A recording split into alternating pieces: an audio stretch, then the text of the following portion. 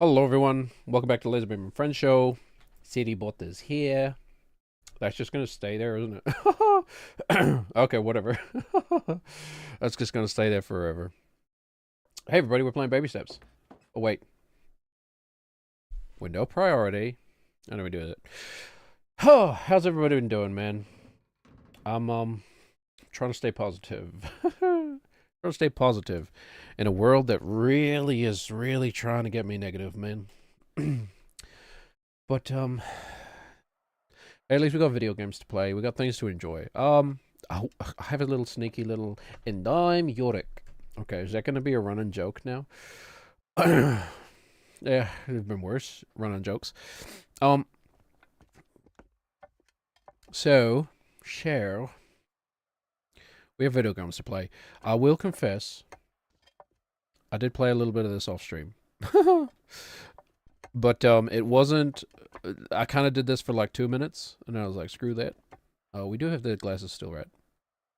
And then I just started a new save file, just to show my ladies, my partners, yep, the story, because they're actually interested.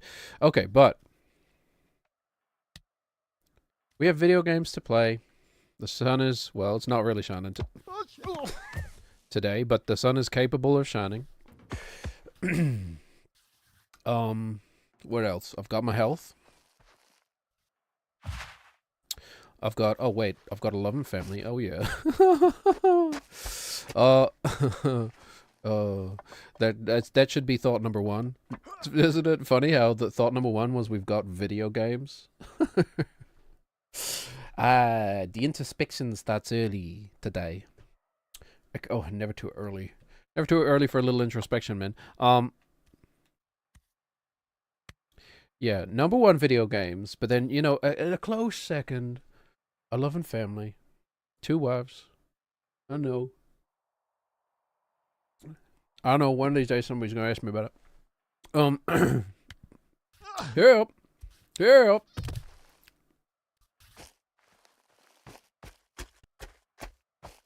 Don't have a 9 to 5. Kind of living the dream, to be honest. Not to brag. I really don't like to brag. Anyway, I haven't read the news today. That might be a good thing.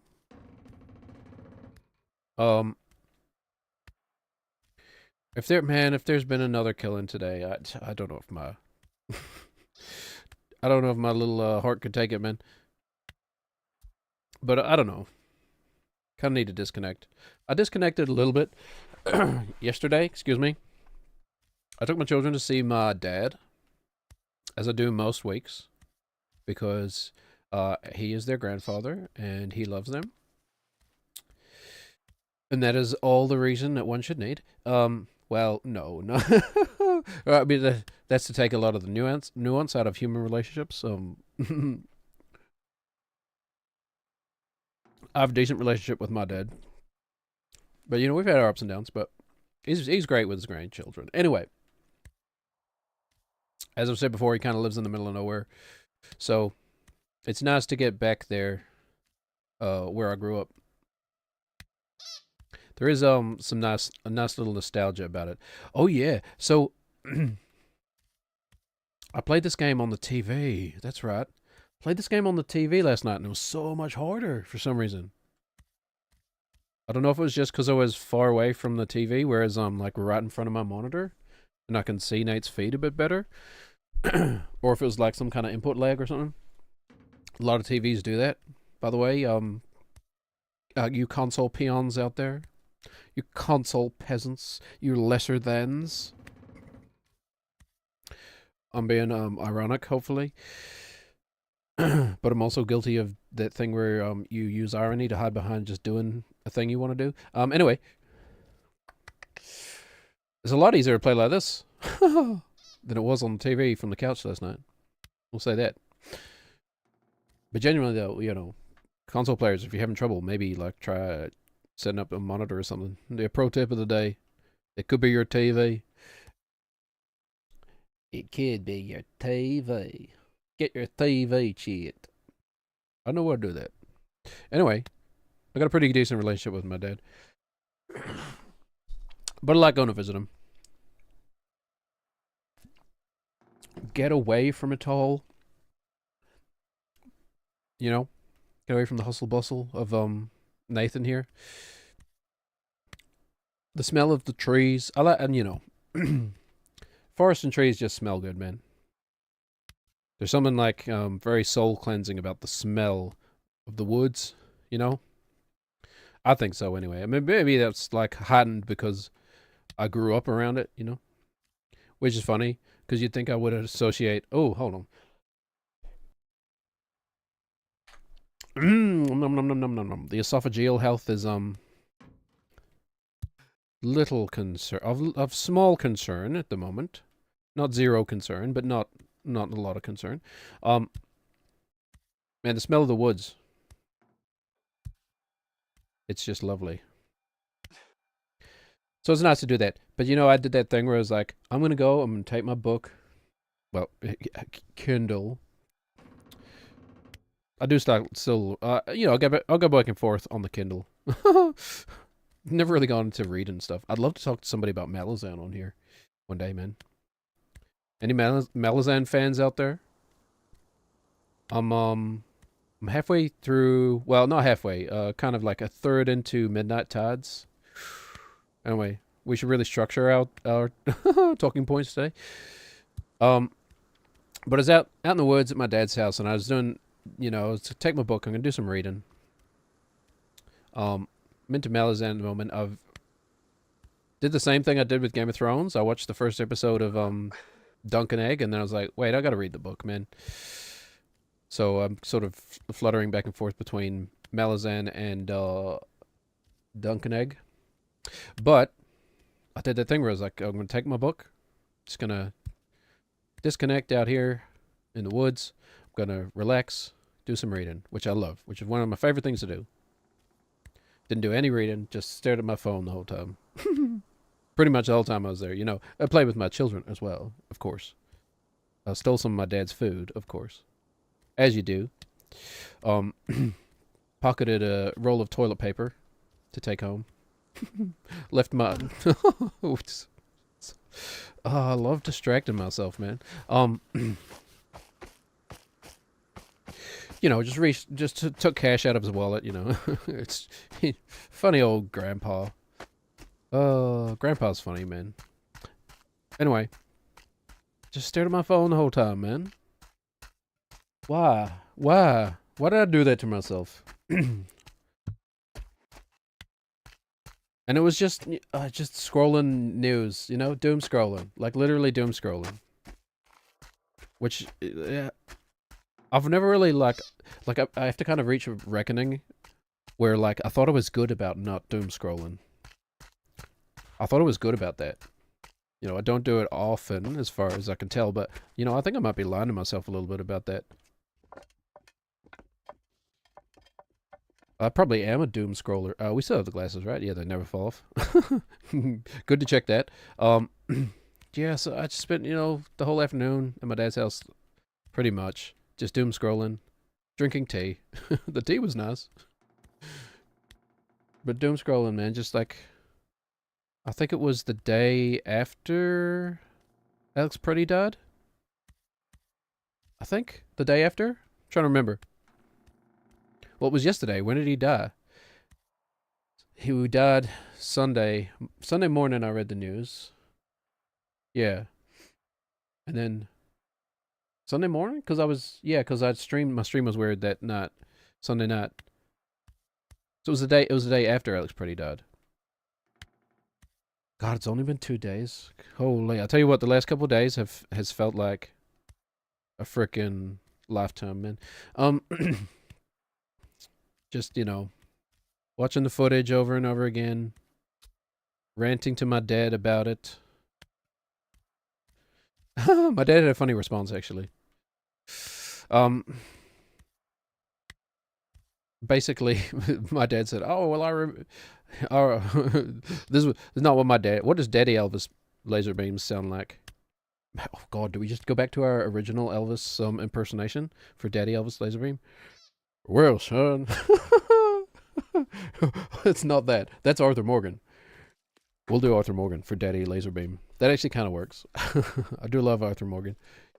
Well, son, he said to me, he said, well, son, sonny Elvis Laserbeam, I was reading in one of those conspiracy magazines 10 years ago when they were saying, it's not Arthur Morgan anymore, it's just kind of a racist southern accent.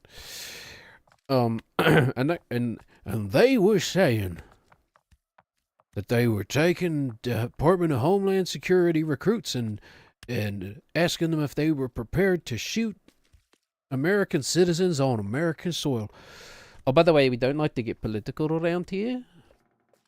I think that time has passed, honestly. We'll talk about that in a minute. I was reading that in your so-called conspiracy magazines 10 years ago, and now you're telling me Department of Homeland Security shoots an American on American soil? Is what Daddy Laserbeam said to me. Word for word, by the way. Exactly word for word. What the heck? Sometimes I fall at the easy parts. It's kind of funny. It's almost like I might have some sort of neurodivergence in my brain that makes it hard for me to pay attention. Anyway, spent the whole time thinking about death, basically, which I don't want to be. I don't want to be, and I keep hoping that the world releases me from that, you know? Probably naively. Oh, hold on. I remember I changed graphics settings. This is only on 60. Yeah. Because my TV only goes up to 60. Right. I'm not getting my full 100. Actually, hold on. What is my frame rate in this game? Does it really matter? I don't know if it matters.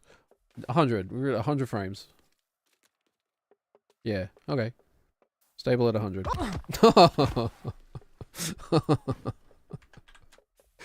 Oh, you need me to reel you back in already? Like you're already gone off the rails, my friend. Well, thank you. I did need that little reset, actually. You know what? I need a little more caffeine. Yeah, that'll help. That helps the ADHD.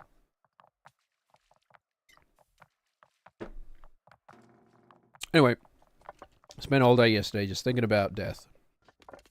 And just being sad and angry at the same time. You know? But also not that I don't try to hide my emotions from my children, but you know, like I don't want to derail their day. Time they get to spend with their grandfather who won't be around forever. I don't want to derail their day by them being like, "Daddy, why are you upset?" You know, that kind of stuff. But you know, if I am upset, I don't hide it from them. I just try to redirect them away from it. I cannot read that Hanzi, man. That is the... But thank you for the follow. I assume that's a Chinese name. Anybody know the... I do know a little bit about Asian languages. Anyway. And so, like, it's probably a good thing that I haven't seen the news today. I don't know. Like I said, if there's been like another shooting, I don't know if my little heart can take it, man. So we're gonna do this. But anyway, I've always been saying when I started this channel, I used to say very frequently, like, this isn't a political channel. I don't want to get political here. I just want to do my silly voices. I just want to play a video game. I just want to chillax, man. This is my relaxation time. I don't want to have to get it all too heavy. You know, like look at me. Whoops. I looked away to OBS. Look at me. Look at us. Look at us. Do we look serious over here? Does this look serious to you, man? Where does an egg go when he retires?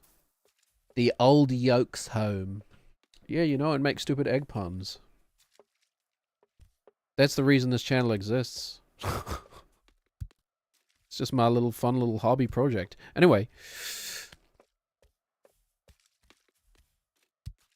I don't know if so here's the thing. Like I I have a degree in philosophy and critical thinking. I studied this for years, right? That's what I went to school for. Uh, Combined with like literature, right? I do have some sort of bona fides when it comes to education. I have an education degree, right? I really didn't set out to use those things here because that's what my work was. I didn't want us to feel like work, like I was working. My work was educating, and probably once my children are a bit older, will be again. I don't want this to become conflated with that. Anyway, I don't know. I think we got to talk about stuff. I don't know. I can't not talk about it. Because the stream is also kind of my therapy. And this is just what's in my brain. So screw it. Like when I originally started this channel, a naive part of my brain was very much like, we don't want to get political because then we're alienating half of a potential audience. And I'm like, what audience, man? Now these days, like, what audience, man? It hasn't even been that long anyway. But screw it, alienate half the people. Honestly, they kind of deserve to be alienated at this point. Which hurts to say, like, I do try to be a humanist as well. I swear I'm not drunk, by the way. Do I sound drunk? I just kind of had that thought. I'm literally drinking sugar-free energy drink. I wish I was drunk. No, just kidding. I don't know. Twitch, YouTube, whatever, wherever streaming. They all got terms of services, man. People get drunk on stuff on stream, don't they? I don't think I'm gonna get in trouble just talking about the existence of alcohol or making a joke about alcohol. Free speech and all that. But not on private platforms, which these are. Oh. Also, Jeff Bezos will personally come to your house and give you a wet willy. Interpret that how you will. But, yeah, I don't know. We got to talk about stuff, man, because it's in my brain, and I can't not think about it. And this whole stream is my thoughts tumbling out of my brain and through my mouth, the filter of my mouth hole. So, I'd be doing myself a great disservice, I think, if I didn't talk about it, right? Like, so, I mean, there. It's not just a stupid joke. Today's title, by the way, it is just a stupid joke, okay? But it's also a reference to what I wanted to talk about today. What we wanted to talk about. Yeah. Very loosely, anyway. It's mostly a stupid joke. James Caan, by the way, one of the greatest philosophers of the last 200 years, don't you think? James Caan, one of our greatest thinkers that we've had in a long time. Well renowned and known for his ideas and thoughts. James Caan, by the way, to not be stupid for a second, but also kind of be stupid, is a great actor for starters. James Caan's a great actor, but he is also, when James Caan plays like a mafia member, a member of the mafia in oh god, I can't remember the names of his movies, but he's done it a few times. He's believable in that role, man. And it's like he's so believable. I like get the sense, like, is there a hint of reality in here? Which is a long way of saying, like, James Caan strikes me as the kind of guy who would have connections with the mafia. But anyway, I've seen The Sopranos. They're all over the movie industry, right? A lot of those gang movies were financed by the mafia themselves. I don't know.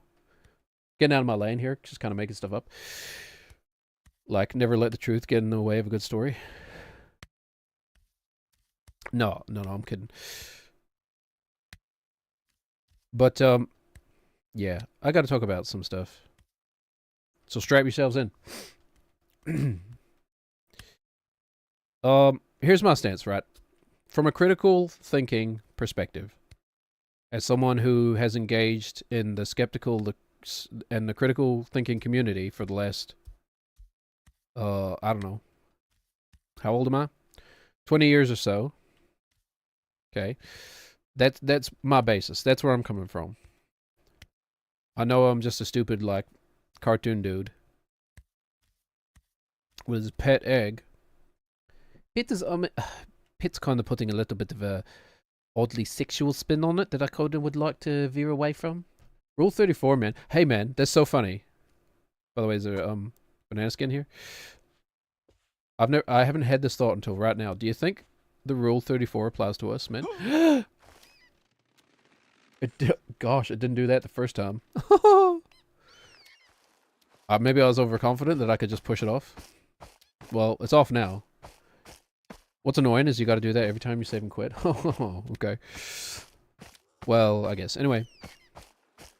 I have a background in scientific skepticism and critical thinking.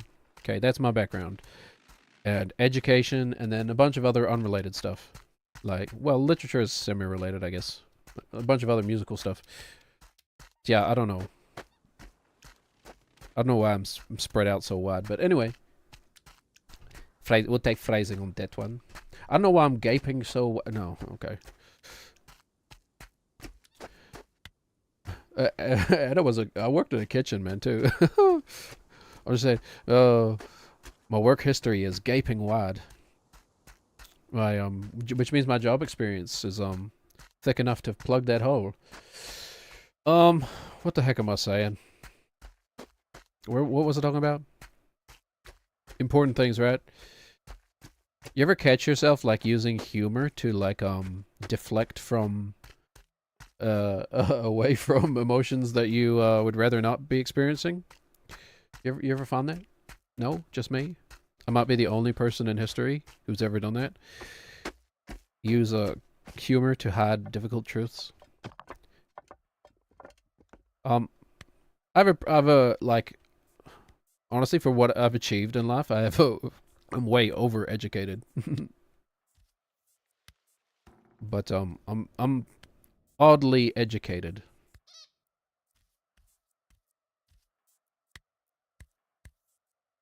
Mostly, I'm one of those people who, like, you know, couldn't bear the thought of leaving educational institution and then going out into the real world and making money and, like, you know, actually producing something in your society of potential value. You know, kind of justifying your existence, like that kind of thing. Too afraid to start the process of justifying my existence as a worthwhile human being. It's a lot easier to go to university and play a lot of video games and write a few essays every now and then. Make a few arguments in class and tutorials. Anyway, I'm pretty well educated, so, you know, take that how you will. That is not me trying to say that I know better than other people. Well, I suppose it is, but only about this narrow subset of analysis we're going to talk about. I know. Oh, strap yourselves in. It's going to be a wild ride. Analytics, folks. Anyway, as time goes on, as events progress, it is getting harder and harder and harder to justify. Well, let's just narrow it down to America, right? To justify the American conservative position. Like, we'll just say America, because America is kind of a beast unto itself, right? It is... I was going to say unique, but I mean... damn slippery rocks, man. Not only do you have to get the steps right, you gotta make sure you don't step on the... Well, I suppose that is getting the steps right. Make sure you don't step on the slippery part. You know, the the more that things continue in America, and like, also, I'm not American. Get that out of the way from the beginning, man. I'm not American. I know, like, it's hard to believe since I'm so convincingly American. Which is a joke I've made many times, but I'm not American. But I am like a white white dude. The white dude you see in front of me, Western male, you know, of the same culture, basically. Very, very similar culture. Well, that's half of my identity, and then the other half that doesn't really come out, which is my indigenous identity. But that's for another time. You know, and also, like, I'm just an empathetic person. I can't help but relate to events happening anywhere in the world. But anyway, it's becoming clearer and clearer that the American conservative position, and like it wasn't clear already, right? But it's becoming clearer and clearer. The argument for this is becoming stronger and stronger every day. The American conservative right-wing position is an anti-human position. Okay? That's my standpoint. And I'm not even really talking about any specific politicians or anything specific really to politics. I'm just talking about the ideas themselves. Okay? Because that's kind of where my expertise is in analyzing ideas and seeing wherein the flaws in the logic lie. So when I talk about these things, I'm talking about the idea of it. I'm not talking about the people involved in it too much. They are simply the torch bearers, right? Which is actually like a more dignified kind of metaphor than I want to use. What are they? They're the shit carriers. They're the wagon pullers, right? They're just pulling the wagon. The wagon is full of shit. Yeah, also I swear now. Like, I'm angry, I'm sorry. The wagon is full of shit. Okay? They're just pulling it. I'm here to explain why the shit is shit. Right? Why it stinks. I'm here to explain why it stinks. I'm not here to talk about... Oh, you look at that. We kind of rambled into a decent metaphor. Not here to judge the person pulling the wagon. You can do that on your own time. I'm just here to tell you the pH value of the shit. Maybe it's fertilizer. Like in the time of wagons, like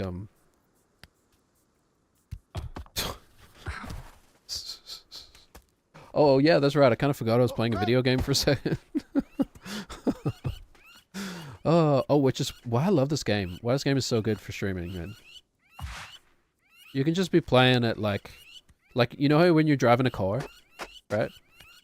You know, you drive a car and you'll like a thought will kind of take you away. You'll just be distracted with a thought, and then you'll like kind of look back at the road, and you're like 10 miles down the road, and you're like, wait a minute, who was driving that whole time?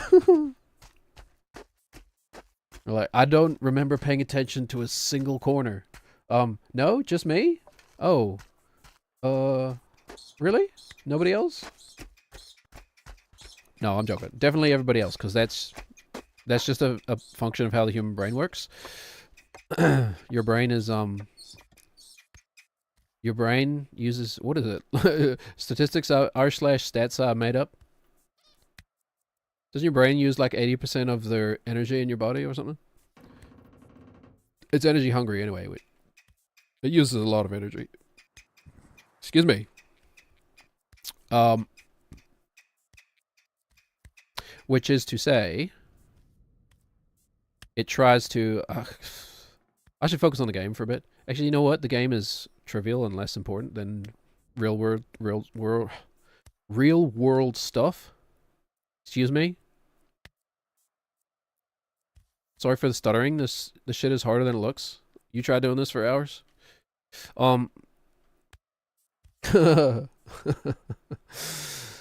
Uh, uh, know thyself. Right. Anyway, can't ramble any longer. The right-wing conservative American position. Any argument against this is getting weaker and weaker by the day. Is an anti-humanist position. Let's say we were debating. Okay? Or wait, not even anti-humanist, anti-human. Or what's the opposite of pro-life but not choice? Anti-life? It's a anti-human position.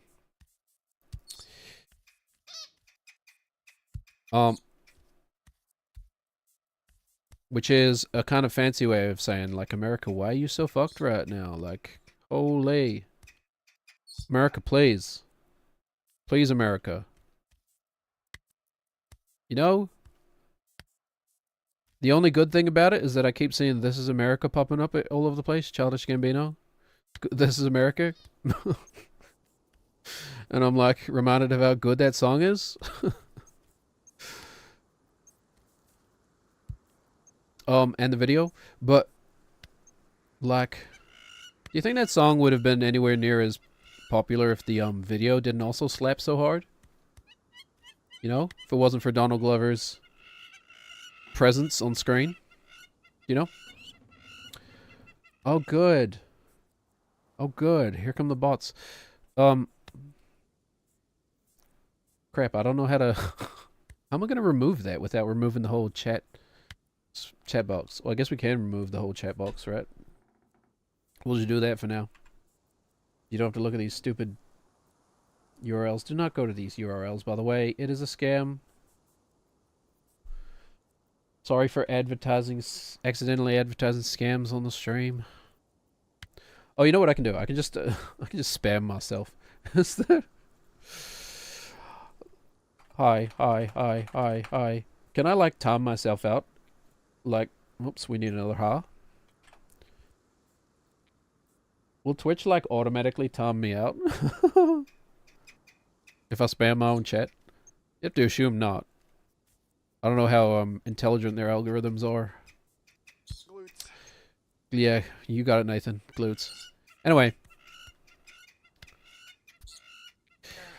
And like, America is geographically far away. Okay? So like, at the moment, I have no physical safety concerns. Okay? Not currently. I have family in Canada, both from my familial line and from my wife's, right? So, you know, that is concerning. But even just like America is sort of America is like a cultural leader, and like, you know, America is like a leading exporter of culture in Western societies. And that includes politics, unfortunately. And socioeconomical structures. Talking about capitalism.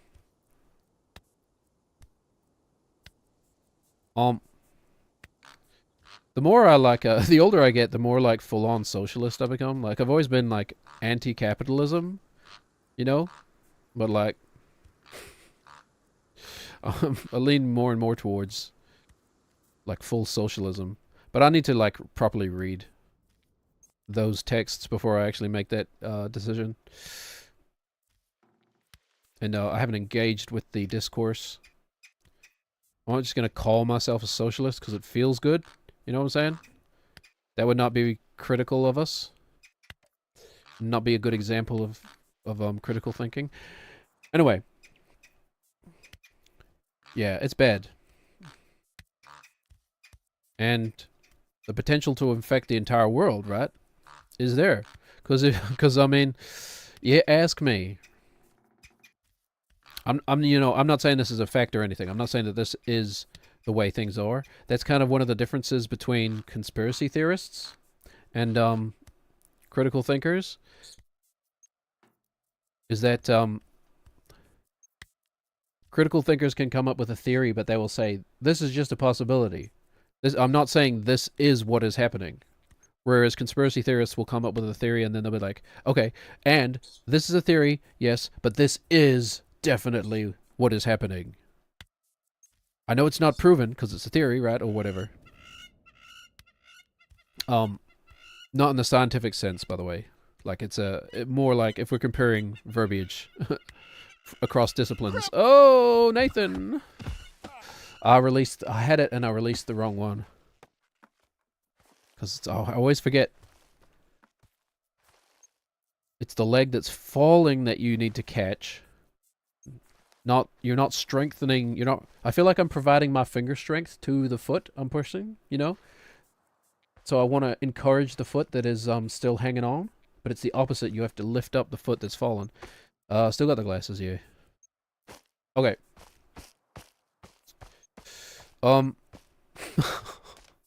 Important things happening here. America is an exporter of culture, right? Both politically and entertainment, etc., etc. What happens in America influences the world. Now, I'm not saying that this is what is actually happening, because there's not proof of that. It could be, it might not be. But what I'm getting at here is like a Russia-controlled takeover, or even just takedown of the United States, right? But I was just kind of gonna make a silly joke that, like, you know who is happy about all this while America is at each other's throats? You know who's cackling away, probably? Vladimir Putin. If that man is happy, what does that tell you? It's probably not good for anyone in the world, except for himself. Probably not good for him to be happy, right? I mean, I don't know. I haven't seen like footage of him cackling or anything, but like I'm assuming he's kind of pleased with the news, right? What's that like old phrase? Judge me not by the company I keep. Judge me by the company my enemies keep, or something like that.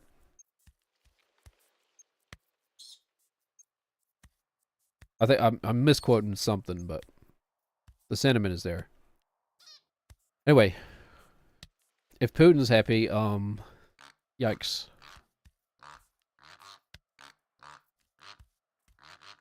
And I assume he is very happy right now. Anyway. But not only is the American conservative position anti-human, it's anti-American, which is very odd. Right? You're playing into your enemy's hands. And like the other lesson here. Okay, if we're going to focus on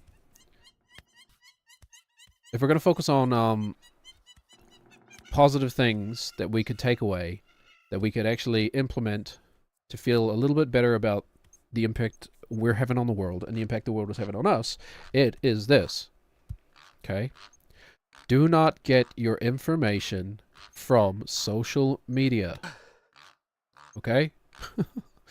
Do not get your information from a comment in a Reddit thread. I'm old enough to remember when, like, a lot of things used to be communicated by, like, blogs, and then you would have, like, little comment sections at the bottoms of articles and stuff. And that's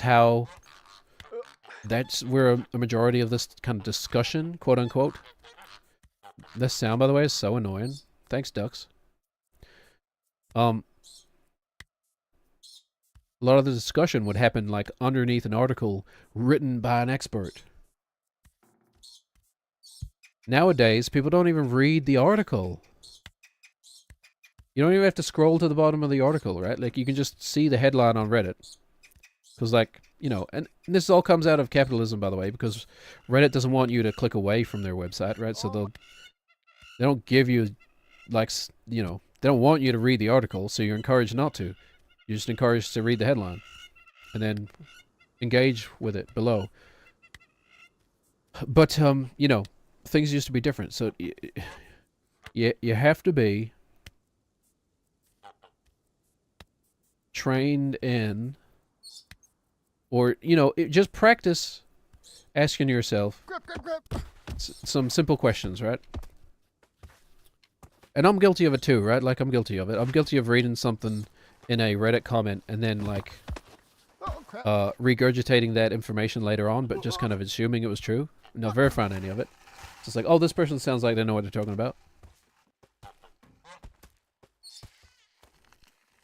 I try to do that as little as possible. Sometimes you kind of just want to feel like you are the person with an answer, you know? Like, oh, I can help you. I can, you know, here's something that I think might help you. And it's literally just another comment I read on Reddit that probably was doing the same thing to me. It's like why Reddit is useless for, like, things like recommendations. I'm exaggerating. It's not useless, but like, it's that kind of Reddit comment where it's like, this, you ask for like, what's the best software for this? And then the top comment was like, people say this one is the best one. I'm like, okay. People say a lot of stuff. Anyway, dead internet theory and all that. Do not get your information from social media, okay? I know it's so like, it's the immediacy of it, I think. Like, we think I'm ADHD. The whole world is ADHD for news, man. It's like the dopamine tickle of the immediacy of live breaking news, of being part of the discussion as it's happening. You know, there's a weird thrill about that. And like, no judgment, I feel it too. It's like, you know, it's just a human thing, a very human thing. Like, it's probably like a survival trait, right? Because for 99% of human evolution and human existence, when the news was happening, we were there. You know, it was happening to the tribe. So it was very immediate. So that feeling of you know, somewhat, you know, news, big events, unusual events, stressful things that kind of fire off our fight or flat responses. Like, oh, somebody is dead. That means there is danger, and I may be about to die as well, says Lizard Brain. Well, we should do the Lizard Brain. You guys like Disco Elysium? Sweet oblivion. That's the reptilian brain, right? I love the I'm a voiceover nerd, right? Like, so I love the voices and yeah, I knew we were gonna lose it. I love the you can't swap feet. I should you can't do that kind of thing. I should do that. Maybe sometimes when I get stuck in those situations. Sorry, I did the voice. And there's another one that's higher up that sounds more like Dobby. Master must not go back to Hogwarts. Nee. That's what Dobby sounds like, right? It's been a long time since I've seen the movies. Oh no. I have to stim on this for a second. Hold on. Sorry, part of the stream is me trying to be more genuine as well. So, like, here's a genuine... here's a genuine stim that, like, is itching me. Master has given Dobby the cock! Okay, we can move on now. Sorry. I just had to get that out. Was eating away at me. Anyway, we're talking about important political stuff here. Be nice, man. Why can't we just be nice? We are, we're human beings, right? I've talked about this before. You have to take time, like every day, Well, I guess you don't have to. Who am I to tell you what you have to do? But, like, my wish would be for every person on this planet to take time, a minute or so a day, you know, not a lot of time, to just remind yourself that not too long ago, we were living in tribes. Okay? Not too long ago, on the evolutionary scale of things, we were living in small tribes. You would know, I don't know, at 50 people in your entire life, you would meet like 50 people. I don't know, maybe more than that. I think in Sapiens, Harari says something like 150 people, like on the upper end of the bell curve.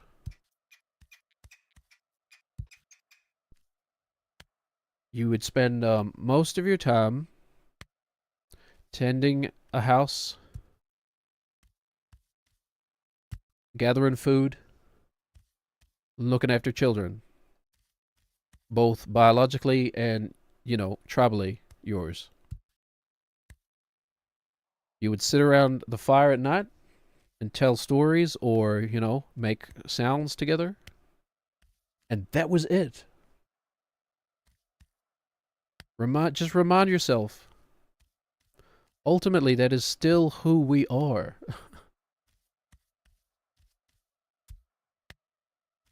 Our world has changed so rapidly that we are not equipped for it. Okay? Not in a natural sense. But that doesn't mean you cannot be equipped for it, you know? You just have to train. It just takes training. But we are not naturally inclined to live in this capitalistic world, man. Which is a fallacy, I know. Right? But I'm just saying from an evolutionary perspective. So just remind yourself that. Okay? Which is kind of just another way of saying,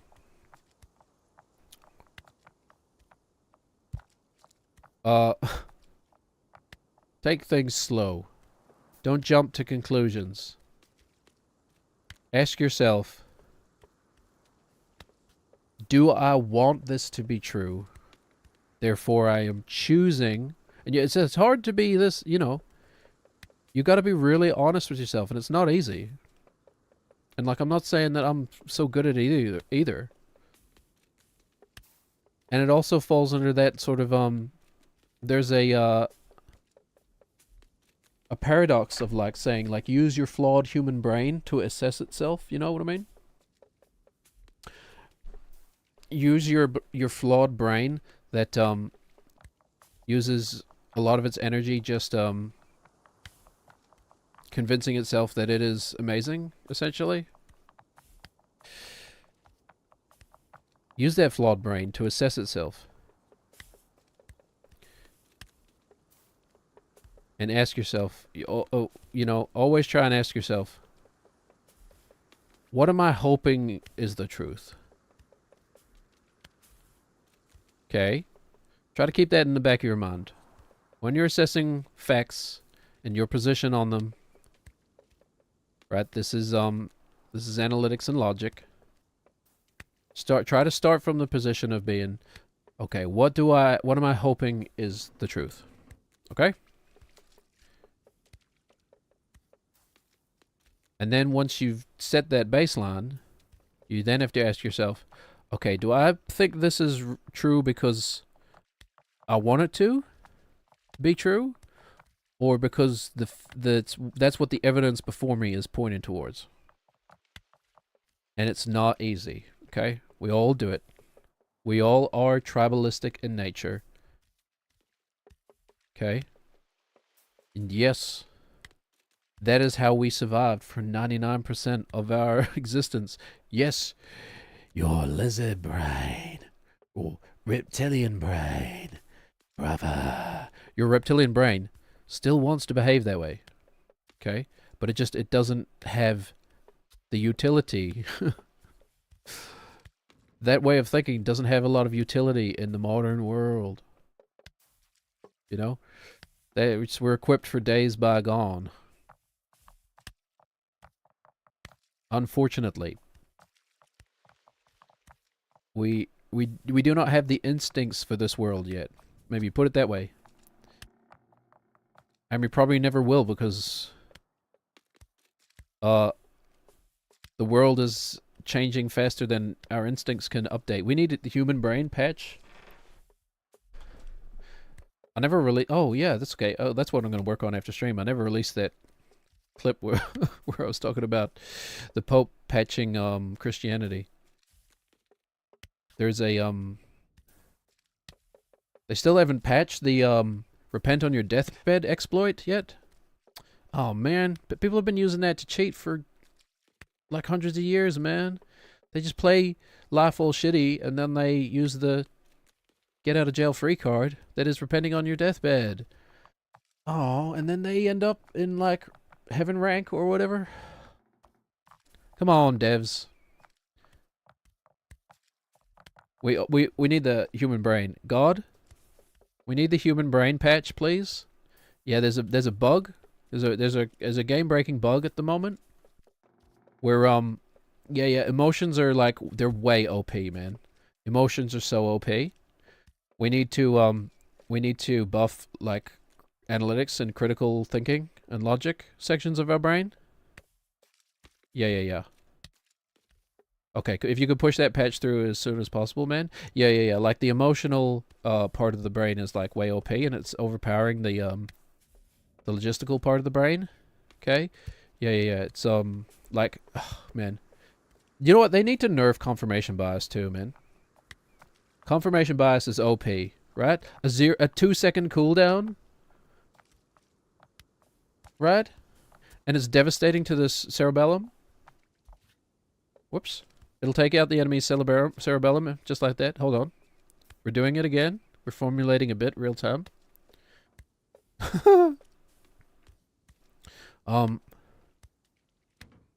Which part of the brain is the logic part? Is it the cerebellum? It ain't the reptilian brain, right? That's the survival part. Oh my god. Oh yeah, this might be my life, by the way. Don't expect to ever see a different part of this game on the stream. Because this is all I will do until I beat it. And that could, like genuinely, that could be months. I honestly have no idea. What is the world record? What's the world record for the longest anybody has attempted this particular challenge? Does it exist? It's probably not known, I suppose. Anyway, God needs to release that update to the human brain. We're ready for human brain 2.0. Yeah. Like, nerf confirmation bias, man. It's OP. A 2-second cooldown only. You know, and it's like it's a one-hit kill to the logic centers of your brain. The emotional confirmation bias. It OTKs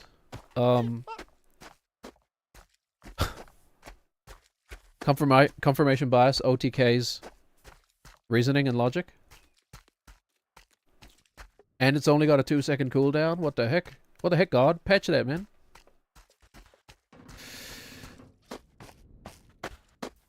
Anyway, I always say to people,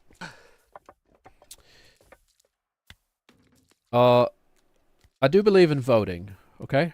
I believe in voting. I believe in using your choice, your value as a human being to affect the world around you, okay? In whatever small way you can. I guess you could say it's like an extreme version of the like Nirvana fallacy, right? Like when people say, well, my vote doesn't matter. Like it's just such a tiny little drop. That's a Nirvana fallacy, right? But it's an extreme version of it. And that like, well, voting isn't perfect. I guess it's not really the Nirvana fallacy. I haven't really thought this through. It does take a decent amount of thinking, by the way, this stuff. You don't just get the answer quickly. Don't expect like someone who is amazing at critical thinking to be like, yeah, that's just fallacy. That's just fallacy. That's not what it's really about. Oh, and I should remind everyone that like the most important aspect of critical thinking, if you ask me, I guess, and a lot of other critical thinkers, is that critical thinking skills should be used to self-critique. That is why they exist. They are there for you as a sort of checklist for you to go through and analyze your own thinking when you are coming to a conclusion on whatever it may be. Okay? They do not exist for you to analyze or like critique other people's thinking. Okay?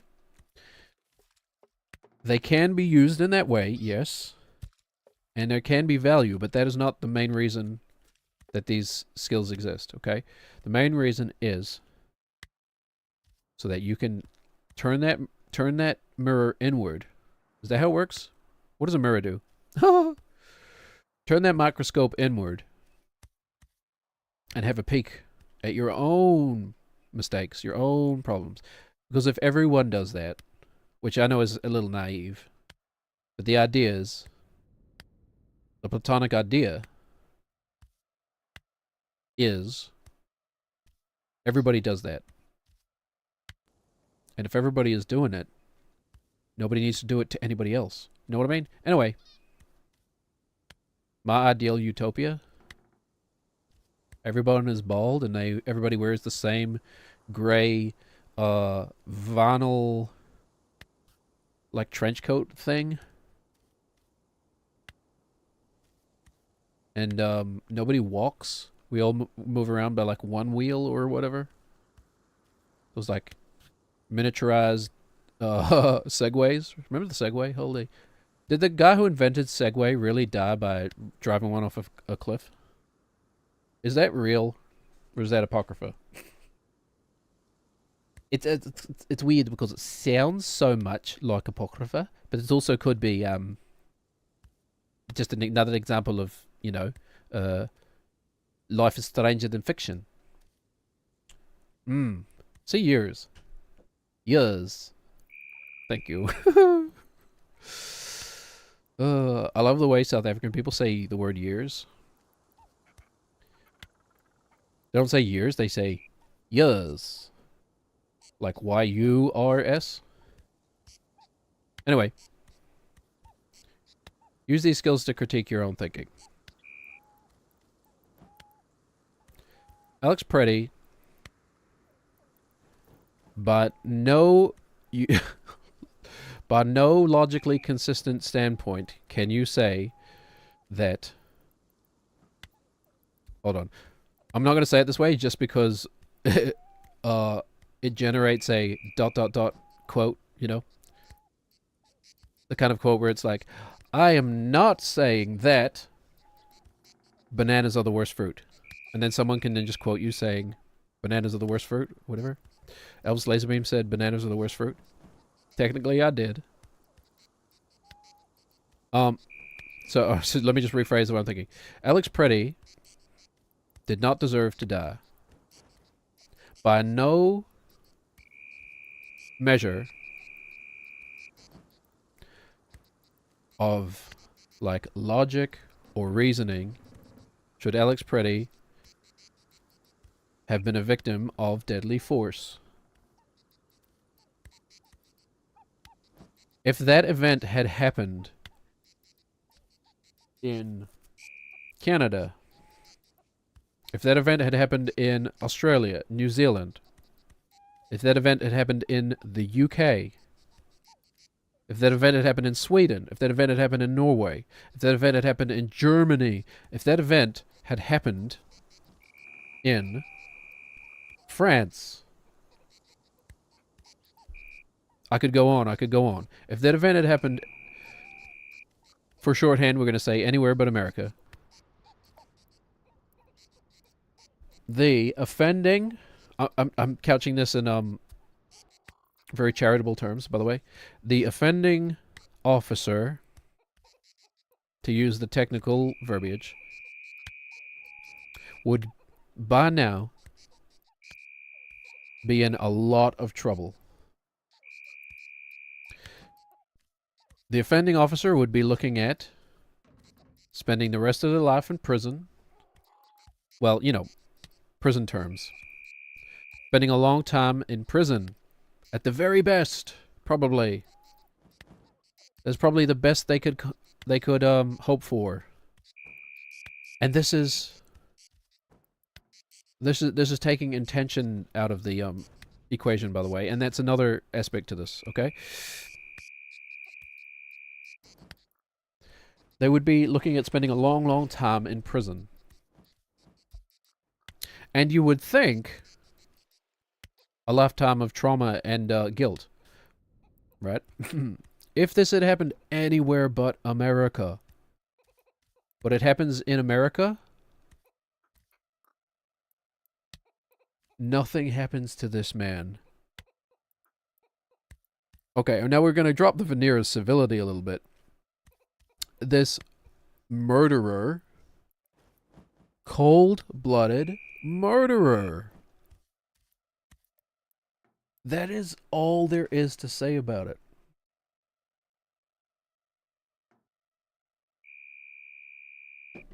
I feel like, what's his name? The awful guy.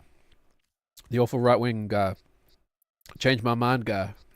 Who, like, probably may or may not have beaten his wife. Which you can say about anyone. Which is a, not a libelous statement, because you can say that about anyone who has a wife. I'm not making any suggestions, I'm just saying he may or may not have beaten his wife. He may or may not be an alien. Transmalfigorian or whatever. What the heck are they called? He may be an alien. May or may not be an alien. He may or may not be a homosexual. I don't know. But he most definitely may or may not have beaten his wife. What's his name? Stephen Chowder or something? Something like that? I legitimately don't know. I know it's not that. It's something like that. I think that's how I filed it in my brain. Stephen Chowder. Anyway, changed my mind. Right? Like, I think as a critical thinker, as a skeptic, I have to say I am open to changing my mind. Okay? If you can provide me with convincing evidence, it would have to be gosh darn convincing, man. If you could provide me with convincing evidence that Alex Pretty, how should we phrase this? That Alex Pretty, that it was justified for that officer, just to be charitable, just for the sake of arguing, that it was justifiable for that officer to use lethal force on Alex Pretty, I will change my mind. Okay? It will hurt. It will be uncomfortable. But I will change my mind. Because that's what a good critical thinker does. No matter how uncomfortable it makes us feel. Uncomfortable thoughts are good. Try to embrace them. I mean, depending on the thought. Maybe if the thought is I should stab my neighbor, don't embrace that uncomfortable thought. But if the thought is more along the lines of, hey, maybe I have been misled. Like, dang, maybe I fell for something. Dang it. I know it sucks. I know it sucks.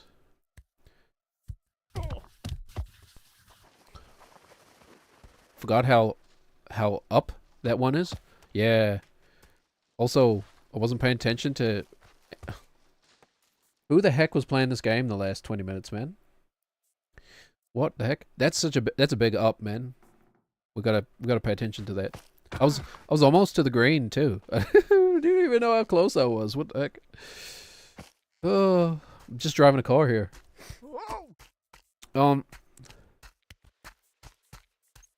You will have a hard time convincing me Alex Pretty deserved deadly force.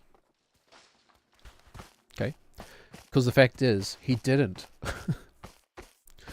I have no idea what was going through the mind of the officer. The at best, the manslaughterer, right? But being realistic, the murderer. I don't know what was going through his mind. So I'm not going to say what his intentions were. Looking at the evidence, it sure seems like his intention was to kill someone. It certainly, I'll tell you what it doesn't seem like. It certainly doesn't seem like his intention was to calm the situation down. Tell you that. No, I don't think even like his supporters would argue that position. Maybe they would. I don't know. I don't know. People, like I said,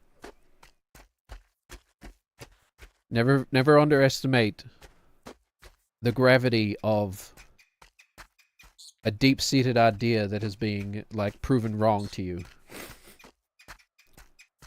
Right? When you have a deep-seated idea that is part of your identity, and you have to reckon with the fact that maybe that idea was wrong, of course it's going to pull you back with its gravity. Of course that's going to be hard. Because it's a fundamental change in your entire makeup. You know? It's like moving house when you're 6 years old or whatever. Or 7 and you've made friends at school and you don't want to move. It's that, but just happening within your brain. You're just happening in your identity. Your identity has to like move homes now. But your identity still feels like a little 6-year-old, feeling like they're leaving their whole life behind.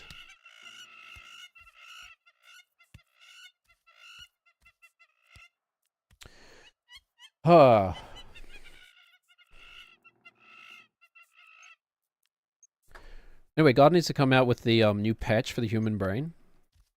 Confirmation bias is still OP. It just absolutely like OTKs logic and reason. And it's only got a 2-second cooldown. Are you kidding me, devs? Yeah. God, God. Needs to bring out that update for the human consciousness, man. Alright. I don't know. We might be able to parlay that bit into some sort of clip.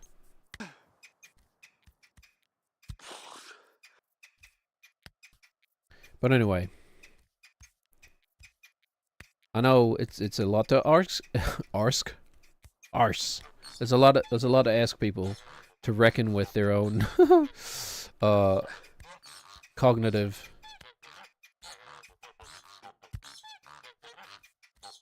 paradoxes, man. Hold on. This game is easier than okay, hold on. How do I say this? The game is harder than it looks. But it's easier than I make it by not paying attention to it. Like, yes, the game is hard. And I guess I'm pretty good at it. I don't know. But, like, I'll make it harder than it needs to be. Anyway.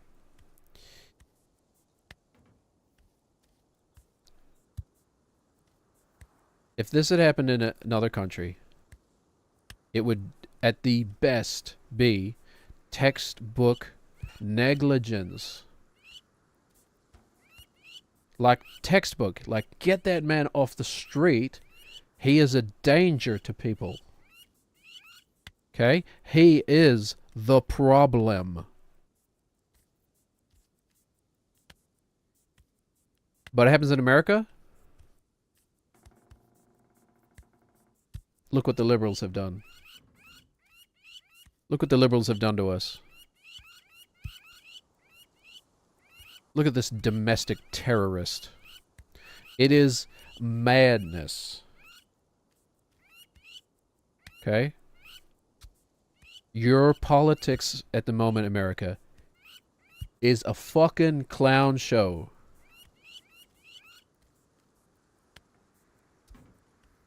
If the rest of the world wasn't so damn scared, man, we'd be laughing our asses off. Like, if this was a show, it would be fucking hilarious. Because it would be absolutely ridiculous.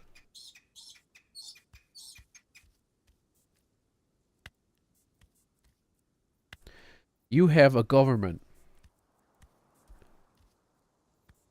that will lie through its teeth, that will tell you to reject the evidence of your eyes and ears, that will tell you they are the truth tellers and the truth tellers are the liars. They will tell you that they have your best interest at heart, while they gobble up the coffers and rape the women, men.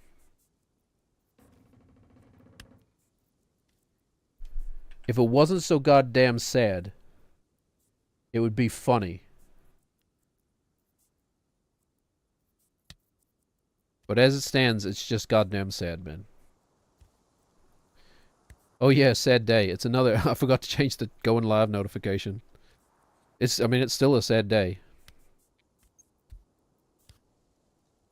In America right now, you are going to drag the rest of the world into World War III with you. If you don't implode first. What year did Civil War come out? It was only like 2024, right? I was going to say something like, how did it become so prophetic so fast? But, I mean, this was already happening, is how. Like I was going to say, isn't it funny that this movie predicted this wild change? That would, you know, it can happen here type stuff. And then it's kind of happening so quickly, but like, I guess it was already happening.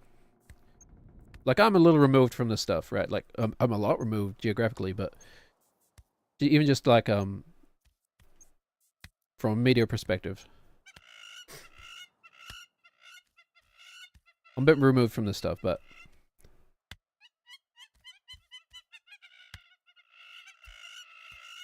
But yeah, people can see it coming.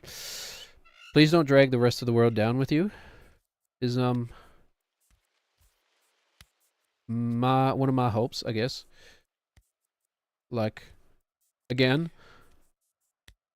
geographically I'll probably be okay, but like, my country is an island nation. It's dependent on the rest of the world, man. We're like it or not, we're dependent on the oil industry. And so I mean, and that's why I vote for. I would throw my vote at anyone who really wanted to prioritize making us a more energy independent nation, which we kind of have been working towards for a long time anyway. I literally drove past a wind farm, energy wind farm, not too long ago, a couple weeks ago. Anyway,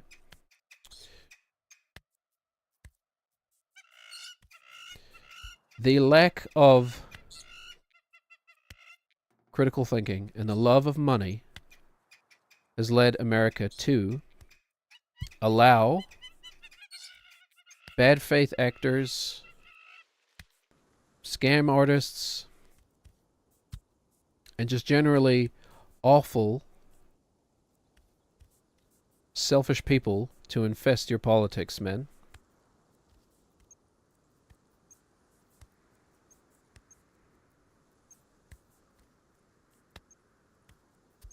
Something has to change fundamentally on a fundamental level.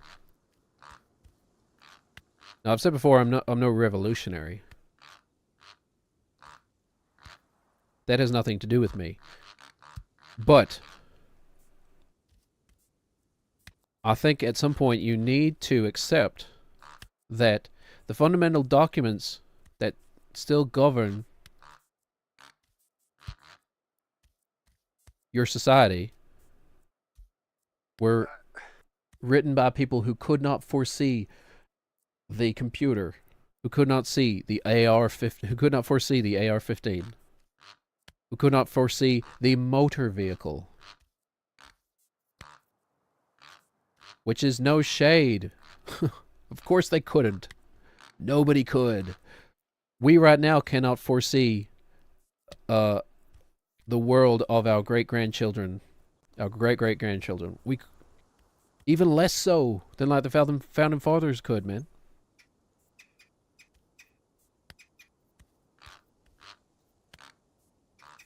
What do they call that? The Great Experiment? America is the Great Experiment?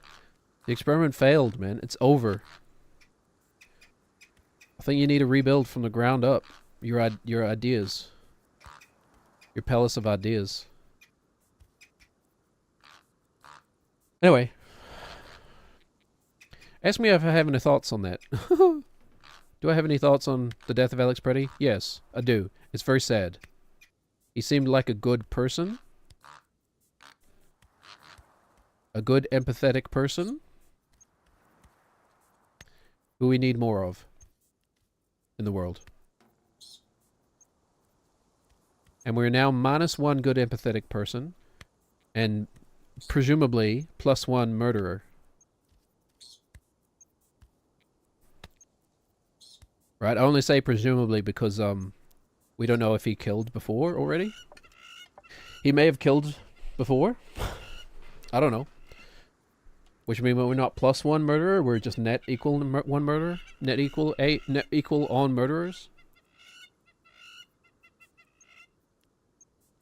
Okay, it took 1 hour 20 minutes to even get to the stage of attempting the part we're stuck on. Now, there really is no way of getting up here, right? Legitimately? Because Foddy Man and Co. Sorry, I don't know your names. I should really learn them. Wait, aren't they here? Or they're somewhere. They're in the main menu, maybe? Foddy and Co. Ed L. #1 science contributor, Ed L.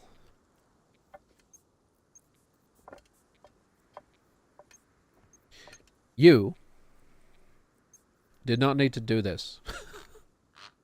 It still would have been a worthwhile challenge if a little ladder popped down there, man. Thing is, it's not that hard. If you take your time, do things deliberately.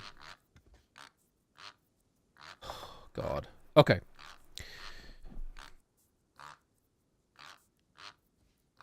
Suddenly gonna forget how to play? Oh my God. I was joking, but it kind of actually happened. I did just kind of forget how to play. Those steps are hard. They're harder than these ones.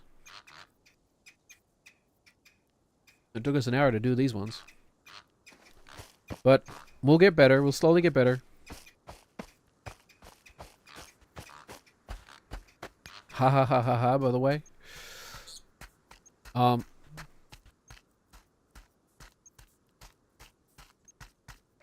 Anyway.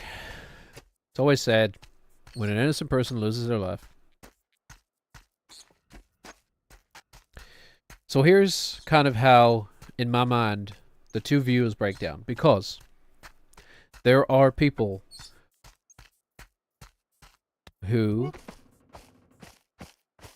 think that Alex Preddy's death was justified. Okay. Now, if you ask me, I think, well, first of all, I think those people are wrong, obviously. But I think those people are coming to that conclusion based off of false information. I think a lot of them are. Okay? The ones that aren't, I think that they are not thinking critically. I think that they are letting their emotions overpower their logic and their reasoning centers. And they're coming to that conclusion not because it is truthful, but because it makes them feel good, and they just do not have the capacity to reconcile the opposite conclusion with the way that they feel. Okay? It's textbook cognitive dissonance.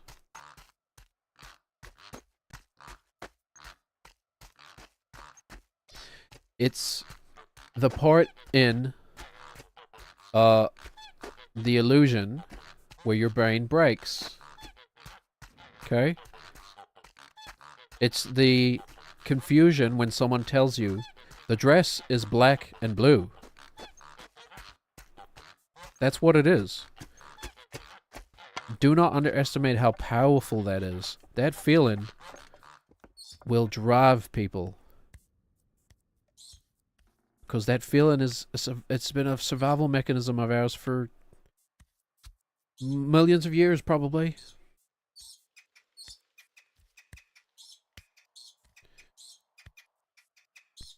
It's when you see that window rotating and the pencil goes through it. And your brain goes, ah? It's like that, but much worse.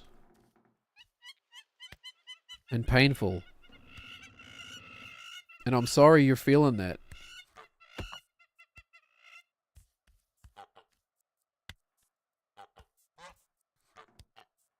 But if you're an American, if you're a Republican, you should be feeling that right now.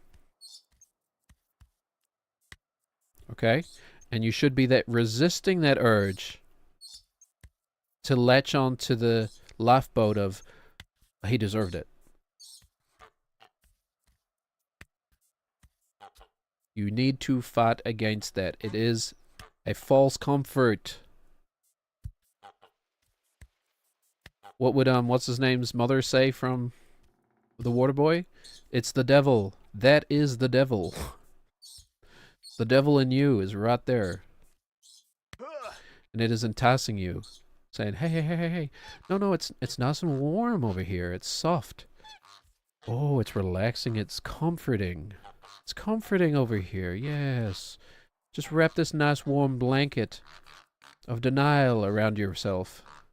Doesn't that feel good? It's temporary, man, and it's childish, honestly.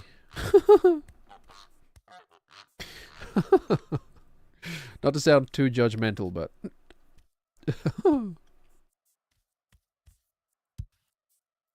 like, I sympathize, I get it. I like that too. I understand. But it's just, you have a moral obligation to fight it. You really do. Especially if you're going to put your voice out into the world. If you're going to... And I don't even mean like on a wide scale. I mean, if you're going to share your opinions with your coworkers. If you're going to vote. You have a moral responsibility to put in the work.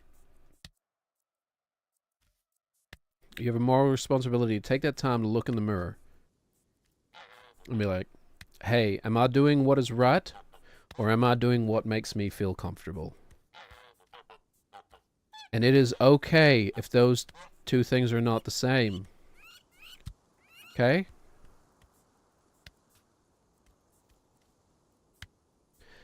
I am sorry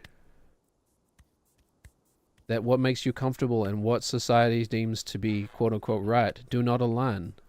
I'm sorry. That must suck. But it's okay. You have my sympathies. I think it's a damn lucky privilege that, like, just being what we deem to be good feels good to me.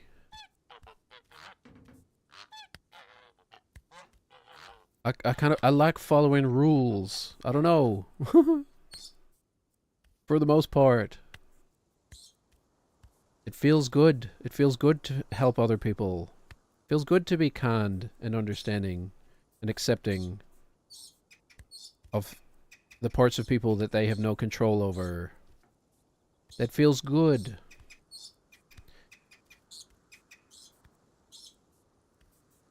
Like, I'm sorry.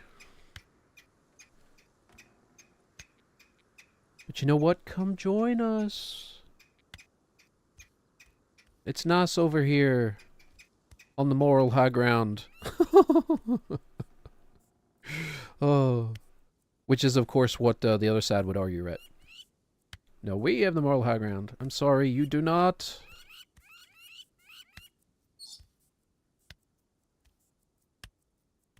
My quote-unquote expert opinion as a trained ethicist is that you do not. Do any trained ethicists out there think that you do? What is what's his name? The young guy who I really like, Alex O'Connor, say? What is it? What is his thoughts about it?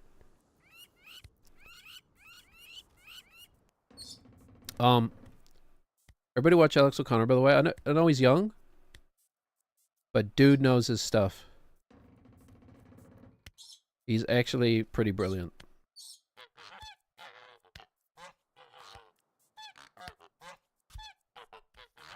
And like, I think, I don't even know, I think his politics align with mine. I think he's liberal. I don't really know. I've never actually heard him say, I don't think. Never heard him clarify his position. But just, you know, putting that aside, the dude knows his stuff. Okay? As someone who went to school for the same sort of stuff that he is a lot better than me at. Dude knows his stuff, okay?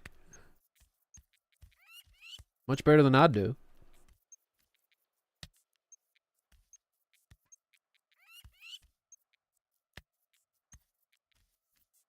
But anyway, what does he have to say about it?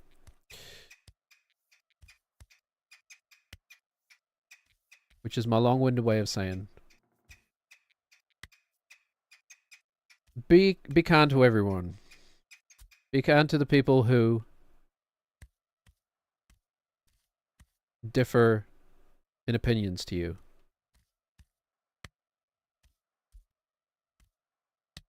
Because I can tell you, there but for the grace of God go I. Right?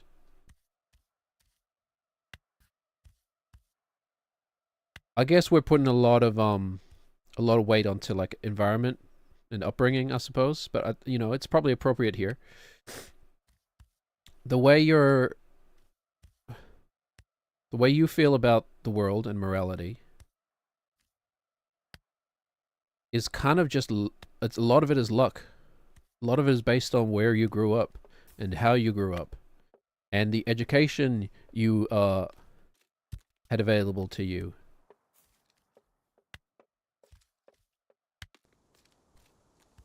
Like statistically, liberals are far more educated, right, than conservatives. Somebody double check that. Where's my what's Joe Rogan's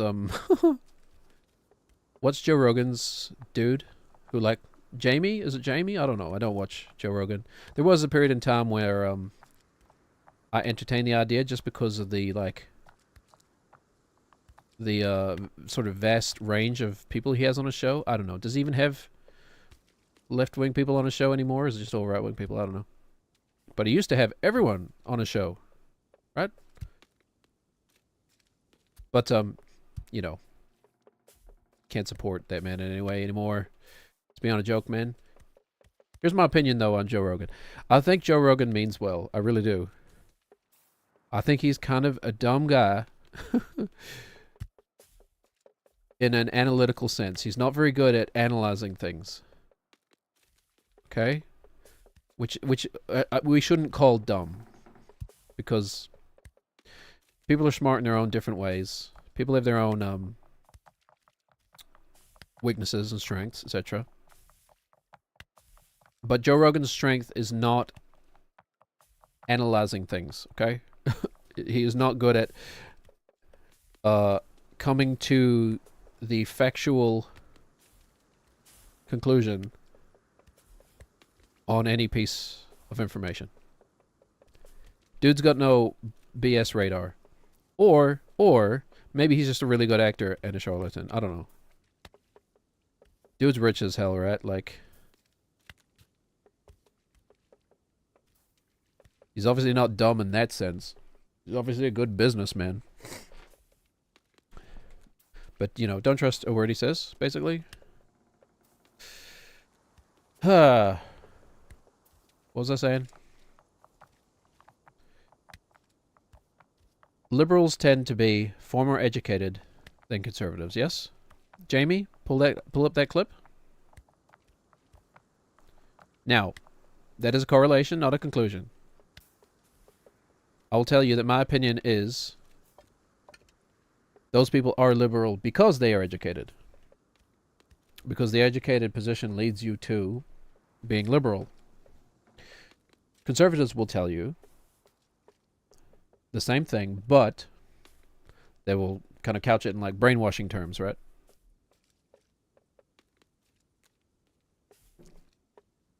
They will say, oh, your professor's brainwashed you into that position. But I guarantee you, for 99% of what? That's stats I pulled out of my ass. For the majority of liberals, they will probably tell you that they arrived to their political conclusions using the skills that they were given in their education. Okay? Not that they were told to feel a certain way. Whoo! Toes on, by the way. Not that they were taught to feel a certain way.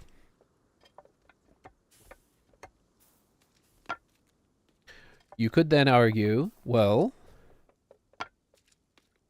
what if the tools they were given were wrong?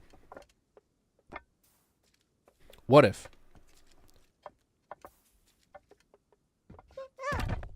What the slippery heck? Just slip right off, man. Oh, I didn't know they were going to be slippery. I suppose everything has a slipperiness coefficient, right? Look at this, like, randomly...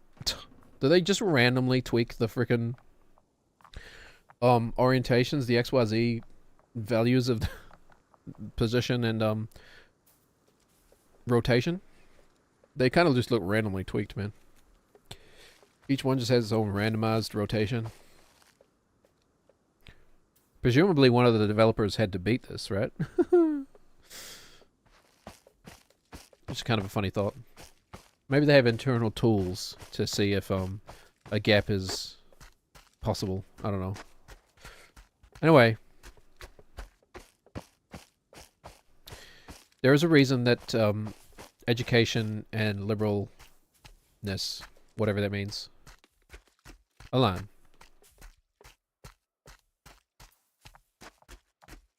And it's because education gives you the tools, okay, the mental tools, to assess your world around you accurately. When you assess the world around you as, like, you know, accurately as you can, the logical conclusion is to be liberal. Now, people place value on different things, though, right? Like, that is kind of a privileged statement to make. I get that. You can call me privileged, I don't mind. I grew up rather poor. I grew up without a mother. Single parent household. You know, I know what it's like on both sides of the fence. I'm half indigenous. I'm half white colonizer. I have a pretty good perspective of what it's like on both sides of the fence.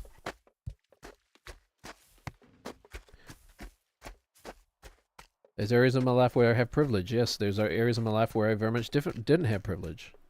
There's areas of my life where I'm kind of average.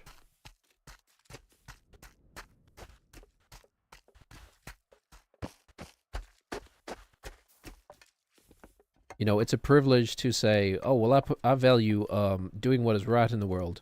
I value on I place value in logic and stuff. When other people are out there saying, well, I place value on where my next meal is going to come from. Okay, fair enough. Sorry for you, brother. Is there anything I can do to help? Which I know is not a very helpful question. But at least I'm trying. Anyway. There's no logically defensible position that Alex Pretty deserved lethal force. Your politics and your institutions are poisoned, America. The rest of the world can see it. And pretty much the only people who say otherwise are the people who would like to profit off of the chaos. Yes, we have them here too. But like I said earlier, you do need to have compassion. Okay? If you want to make a difference, if you want to try and quote unquote bring someone back from the dark side, you have to do it with compassion. 'Cause it's just you have to be realistic about it. You have to think about the rhetoric of it.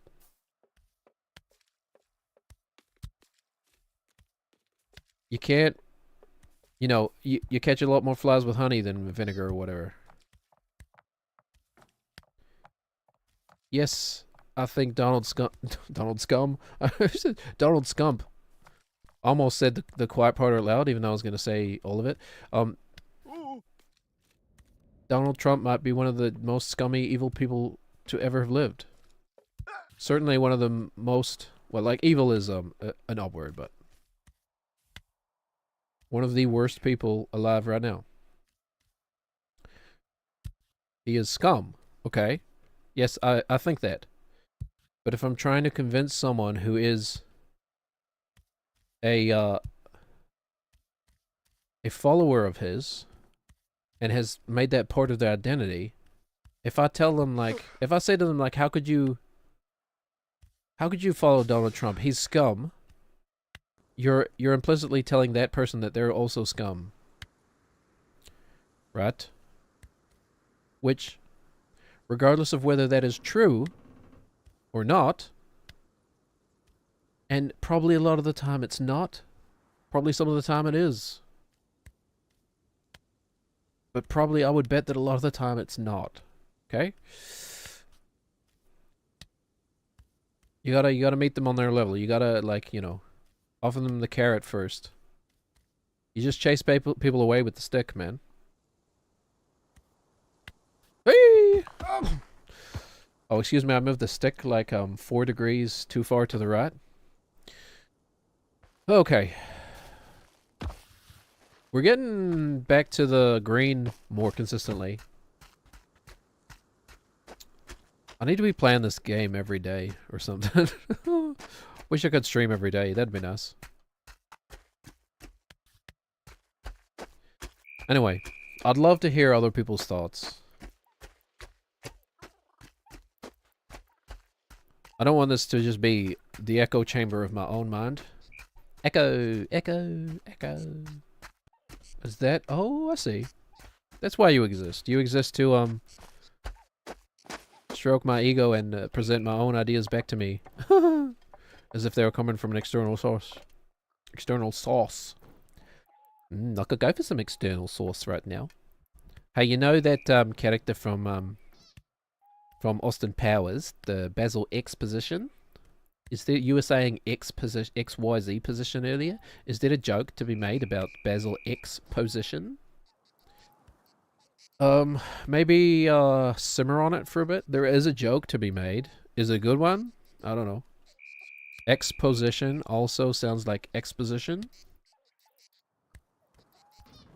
I mean, the basis of all puns is that they sound similar, right? Anyway. Yes, we're playing a game here, but it feels weird to just be playing a video game. You know what I mean? Feels weird to be doing something so frivolous when innocent people are dying on the streets.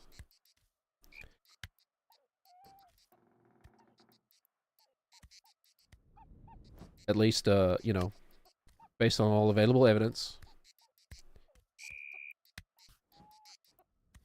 But where's the accountability? Is my question. Oh, hello, wife. Oh, yeah, I like that one. He was on the floor, and I thought he shouldn't be there. That's my favorite one. Deserves the place of honor. I thought it was just a person when I first, because I didn't see the beak. Well, I'll get some more sellotape later. I didn't see the beak. I just thought it was just like a dude going, and I was like, oh, I love him. Thanks. How's it going? It's fine. It's fun. How many times have you attempted this? Oh, I'm not counting. I don't know, but I've made it to the green. You know, I showed you the hard part. Yeah. Like, this is the easy part. It's way easier. You know, I was playing on the TV last night.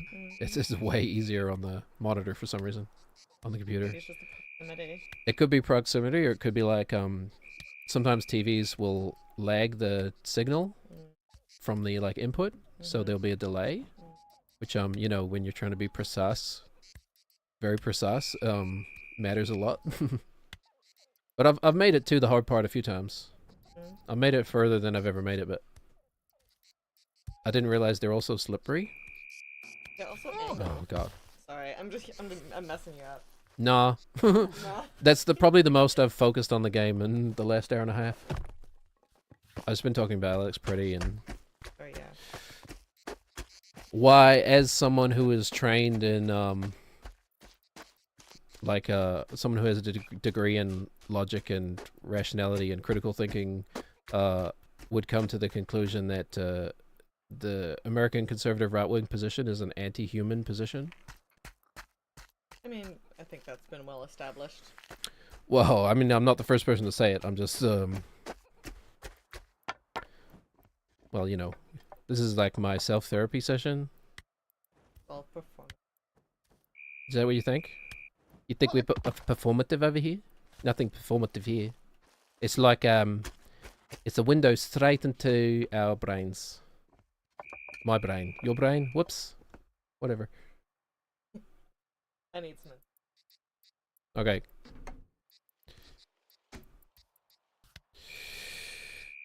Anyway. You make me sad. Come, Patsy. Let's make some stupid jokes or something. I don't know. Getting too serious in here. I still have the glasses, right? I gotta remind myself all the time to check that. It would be so easy for me to drop them and then just forget to pick them up, which would be like a huge waste of time. Other than practice, I suppose we'd be practicing this early part, which is not the part that needs practice right now. Yep. Yeah, Jackie said this the other day. Like the angle that I play this game, I can't even see my left foot most of the time. I'm like, oh yeah, huh? That is weird. I guess I don't need to. Anyway, that's it. I don't have much more to say. Please try to get some kind of, well, you know, I don't know. I was going to say please try to get even just a little bit of training in critical thinking, but like, I'm sure there are plenty of conservatives who have dipped their toes into critical thinking just enough to use the skills to like justify themselves or whatever, but not enough to like actually come to the true conclusion. Ultimately, that's all I care about. I care about the truth. I don't care about whether the truth aligns with my personal beliefs. Daddy. Like, I personally don't believe that extraterrestrial beings have visited the Earth, to be specific. I have no beliefs whether there are extraterrestrial beings out there. Who knows? This is the other thing. I'm very comfortable. This is the other thing that being a critical thinker and a skeptic gains you, by the way. It gains you the freedom to be comfortable in the position of not knowing something. Anything, right? I think a lot of people, a lot of the problems that we have today come from the notion that so many people find it very uncomfortable. I think. I mean, I'm kind of extrapolating from experience, etc. But so many people find it uncomfortable to just be like, I don't know. Why is it so uncomfortable to not know something? Like, I'm not speaking out of turn, right? I think psychologists would agree.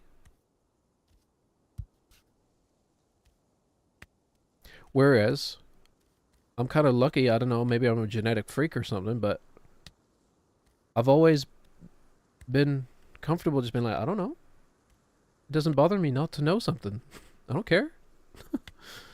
Like, I legitimately don't care what the answer of whether there are aliens out there is. Like, it would be extremely interesting from a scientific and philosophical perspective, yes. But I don't care one way or the other. I don't care if there are aliens. Cool. Interesting. Life. We learned something about biology. We learned something about our place in the universe. Cool. If there are no aliens, oh, interesting. Cool. We learned something about biology. We learned something about our place in the universe. Wow. Awesome. I have no emotional investment in the outcome one way or the other.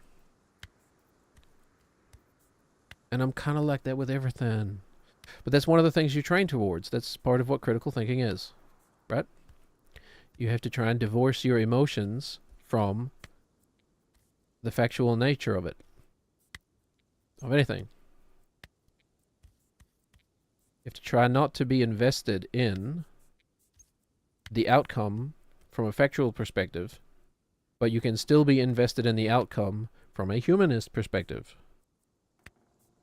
Try to do that instead. I know it's hard, man. We're all trouble. I am too. And I probably would be, had I not for some reason decided to get a degree in philosophy. I don't know why I decided to get a degree in philosophy. It was just, I was in high school and didn't know what I wanted to do with my life. And then like university recruiters were like, so what do you want to study? I was like, yes, I was recruited. And I was like, I don't know. Philosophy sounds interesting. Like, cool. You know, can you always change your mind after a year, whatever? You could do a... My first year was cool. It was like a lot of elective stuff. I did like music. I did philosophy. I did literature. What else did I do? I did some computer science stuff. And I was like, yeah, okay, let's continue with the literature and philosophy. Yeah. That sounds great. There must be there's a lucrative career in that, right?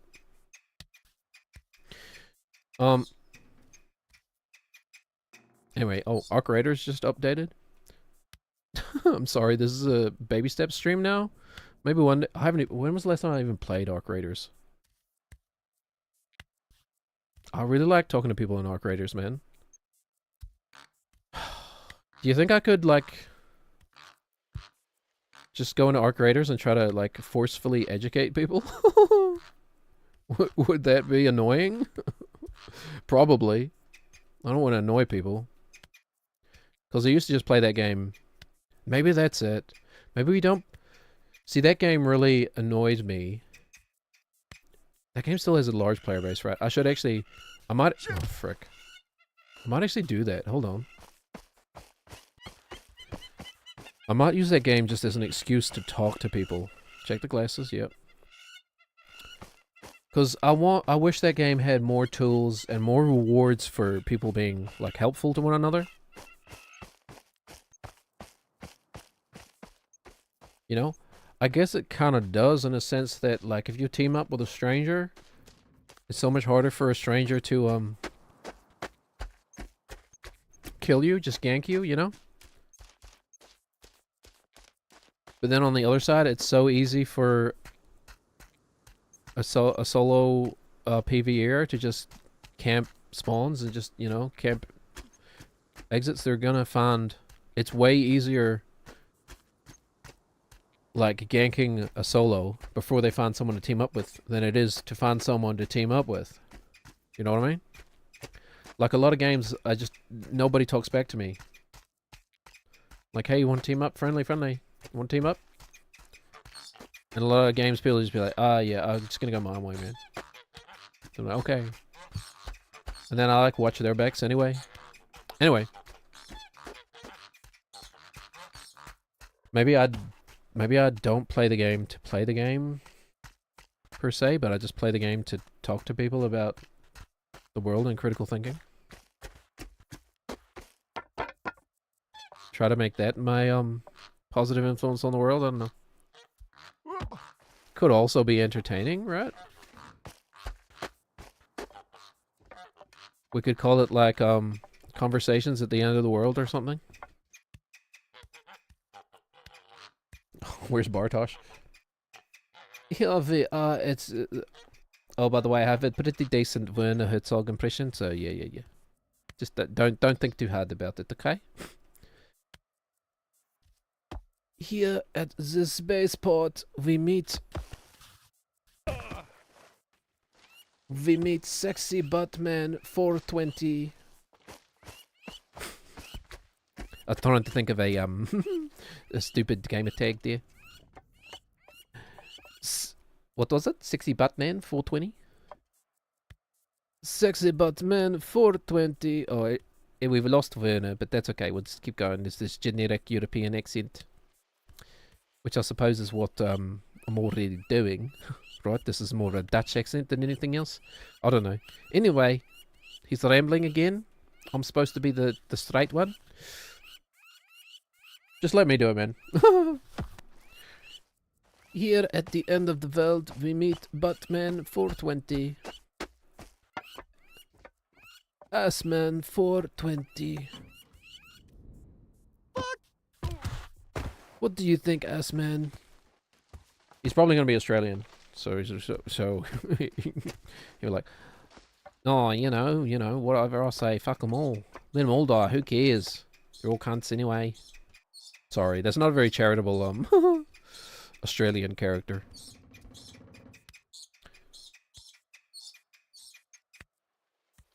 Some of the Australians you meet are online are you know, a lot like that. A lot of them aren't. Ultimately, though, like, you know, Australians are not because they don't want to, not because it wouldn't be fun or pleasant. They're not the people I want to be convincing. You know, it's the voting American population that needs this more. Oh no! Whoops. Don't know why I pressed the other leg for that long. Probably because I wasn't paying attention. Down here in the antipodes, I guess we just have I mean, we probably just have better educational systems than the US does. And that's the thing, right? This is why you have to have compassion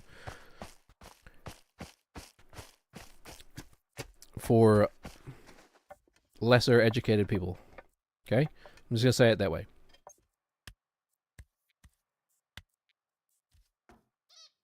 America's educational system. How long have we been doing that? Whatever. It happens every now and then. Not too long, I suppose. America's educational system has been systematically under attack for decades. Right? And there's a lot of victims of this.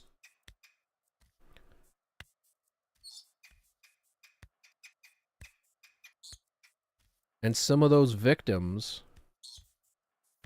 are voting conservatives. Now, they have been denied the tools that they need. Okay, the cognitive tools they need to be informed people. Informed voters.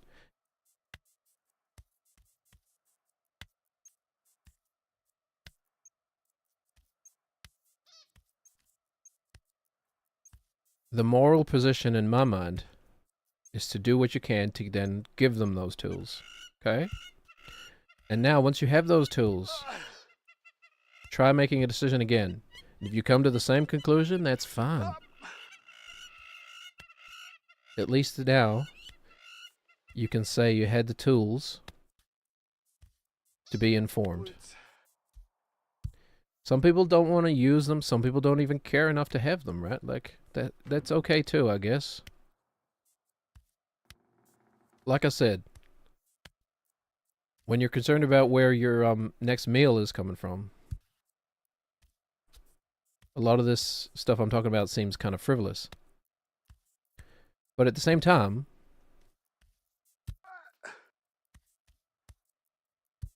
it should help those concerns too. You know? Because not only does the current government of the United States not care about you, they're robbing you under your noses while telling you at the same time that they're doing what is in your best interest. A lot of the like work I do around, or did, and like the study I did around critical thinking was, well, more the skepticism side of it, I guess. Though, you know, they are kind of born of the same crib or whatever. Was around like scam identification, identifying scams. I will tell you, man, your government is full of con artists. It's full of scammers.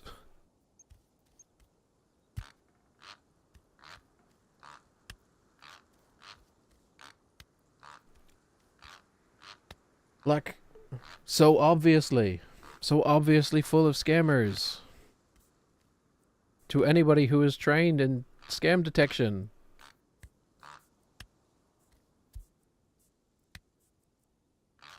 But at some point, man, you gotta admit that you've been taken for a ride. I know that's hard. It is very hard.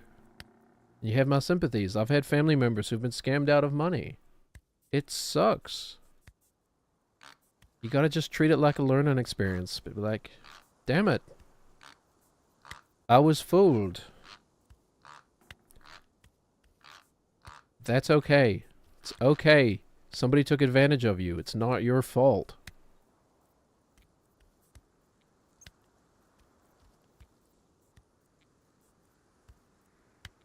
We can still be friends.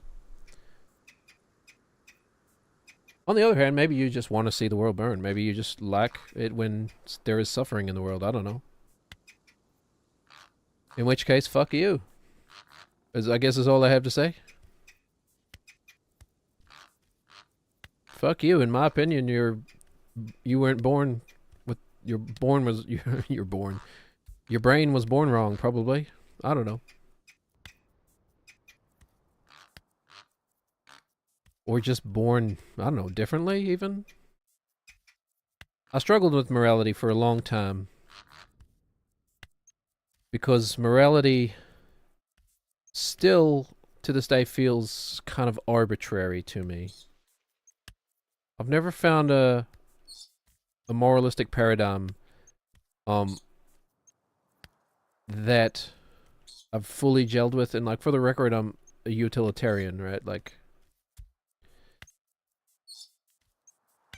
I try to take emotion out of it and just look at raw numbers, which, you know, has its own flaws for sure, but that's the ethical position that I feel most comfortable with.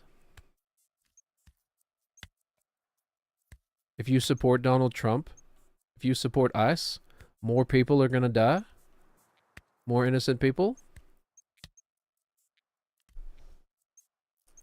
How many people are gonna die if ICE is abolished? Ask yourself that.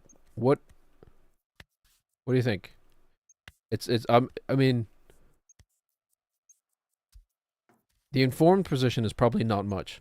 The misinformed position is probably, oh, many, because they'll be leaving murderers on the streets. Sorry, that's a misinformed position?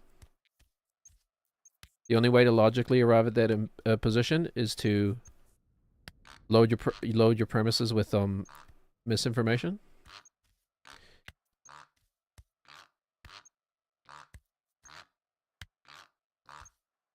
In my point of view, I'm not infallible, you know. I don't know. Feel free to disagree with me. I'd love to have a conversation about this stuff, man. Love for someone to disagree with me. You know what's great about when somebody disagrees with you? It helps you clarify your own position. And if I can't defend my position, or if my position is indefensible, I will abandon it. That does not bother me. I mean, it does a little. Of course it does a little. But like, you know, I can do it with a little bit of effort. I'm trained at it. Done it many times. Whoops, I was wrong. Oh well.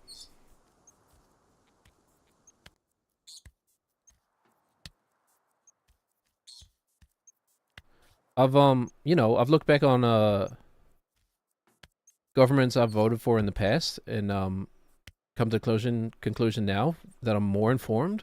Oh, whoops, I made the wrong decision there. When I was younger, like I thought that you were supposed to, when I was like 18 or like, you know, my first time voting, I was like, oh, well, I think that person is going to win. I'm going to vote for them. Then I got older and I was like, oh, wait, that's not how you're supposed to do it. Whoopsies.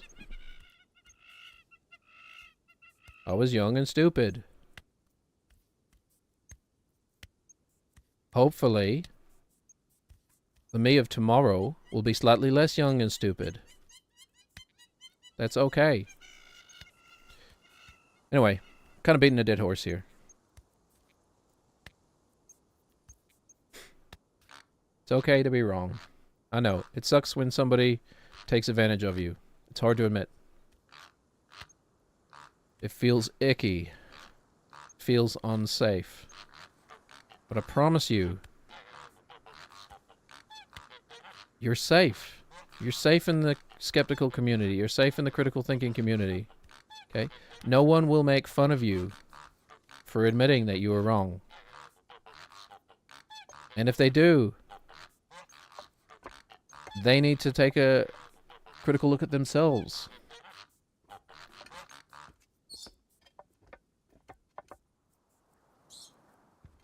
And I'm not saying I'm free of these things. I've done them too. We're all human, man. I know, I'm a humanist. I guess that's what I tell people. Ultimately, I'm just a humanist. I just want to see the most people... I just want to see humanity happy, man.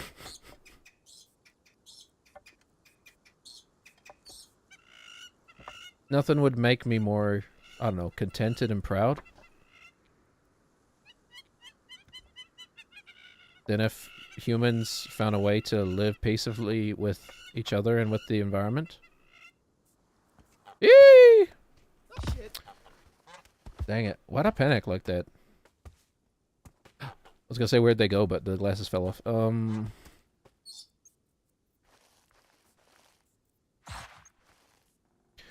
Okay, well... tiny amount of progress has been made.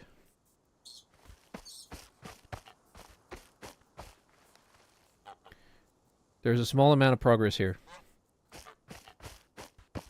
I mean, fuck it. Do I just lean into politics?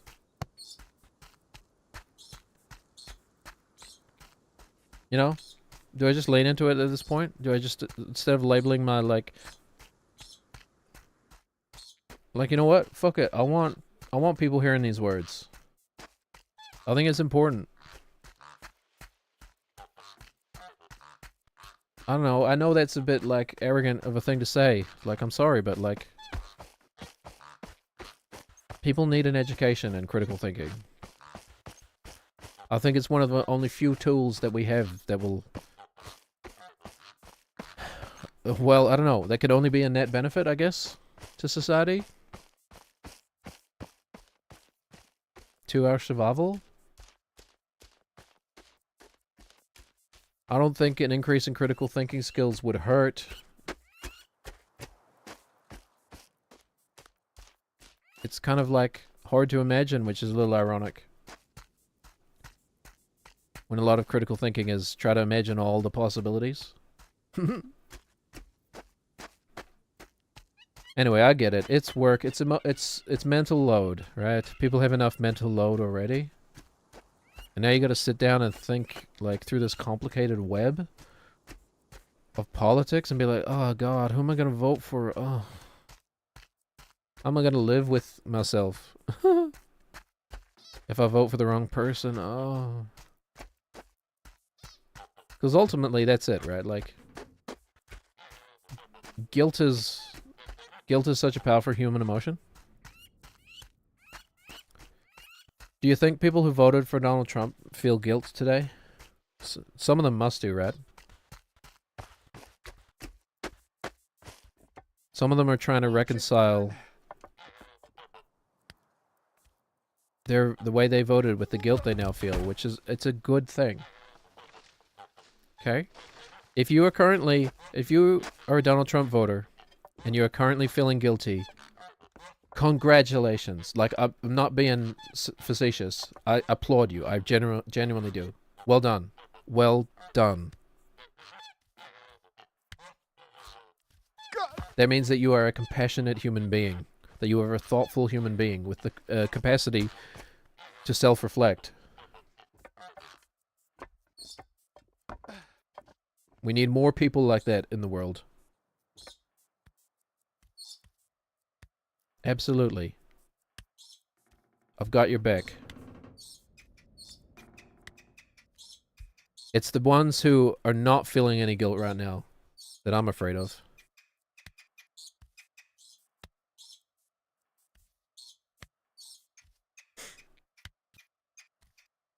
It's the ones who are not feeling any guilt right now that I feel sorry for.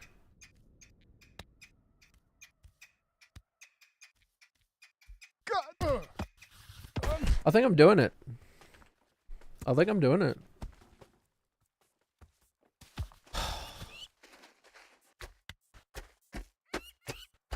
My political career starts right now. Running for president in oh frick. When's the next election? 2028? Is it? I don't know. When was it? 2020? 2020, 2024, 2028. American presidential election. I don't know. I don't vote in it, so also ineligible to run, but you know, ignore that.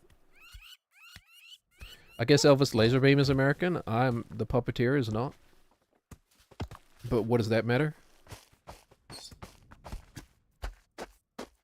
The puppeteer is not what's important here. The character is what's important. That's all that matters. People don't want the truth. They want characters. They want performance. Elvis Laserbeam, 2032. Make it happen. I don't know. Kind of all I've gotten in terms of clips out of the stream has been like political commentary, so I guess we're doing that. Huh? Oh, there's our God patching the human brain bit.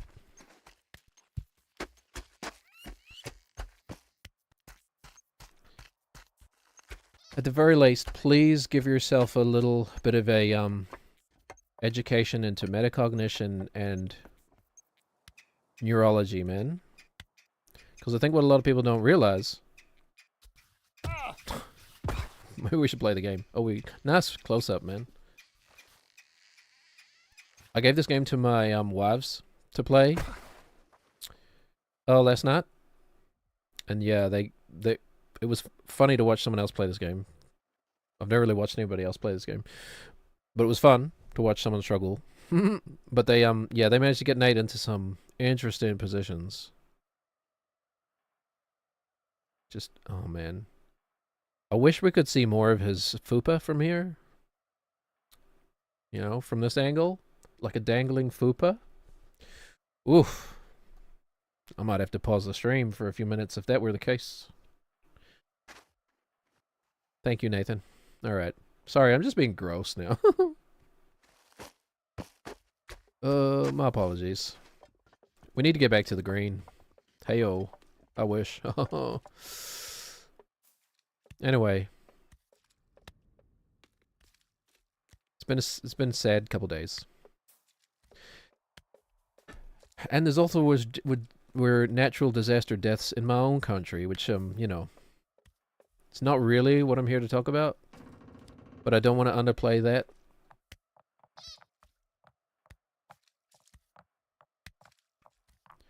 You know, they're tragedies in their own right,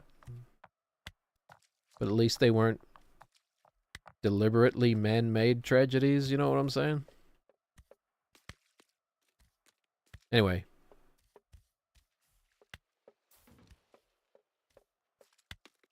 I should probably unplug. I was talking to a friend of mine.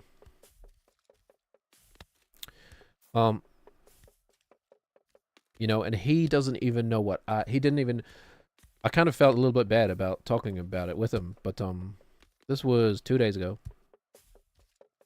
Oh, this was the day that I read about Alex Pretty Done that morning. I read it that morning. The same day. Anyway. Wasn't in a good mood. I went to work doing my, because I do that on Sundays. Went to work doing my audio engineering work. Then I visited my friend on the way home. And he didn't even know what ice was, man. He's unplugged. And, you know, kind of enviously so. But he was like, you know, tell me. Like, it's obviously important to you. I want to know. I want to learn stuff, you know. But I kind of felt like I was just putting a burden on him. Like, oh, I don't want to ruin your blissful ignorance or whatever. Let me ruin my own blissful ignorance. I guess I'd rather be unhappy and informed than happily uninformed. You know? Like I don't know if I could be Suffer in the Matrix with the juicy and delicious steak. It's like, oh man, I kind of wish I could. Kind of wish I could just be like, yeah, plug me back in, man. I don't care. I just want the juicy steak. Make me an important actor. Oh, I'm sorry. Someone who is important, like an actor, which is honestly one of the funniest lines of all time. Ow. But, yeah, Ralphie Cifaretto, what happened there? He's bald? I think Northern Line did a bit about that, right? Like, frick, Joe Pantoliano, that's his name, right? Is bald.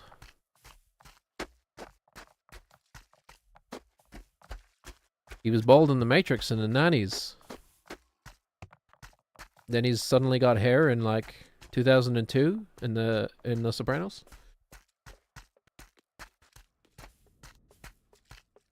Plays a good villain. I'll tell you that. Like, does anybody like Ralph Cifaretto? It's very unlikable. So is Tony Soprano, I get. Well, Tony Soprano is like probably just as bad of a person as Ralph Cifaretto, but he's like funny, so he's likable. He says funny things. So we like him? Okay, let's decompress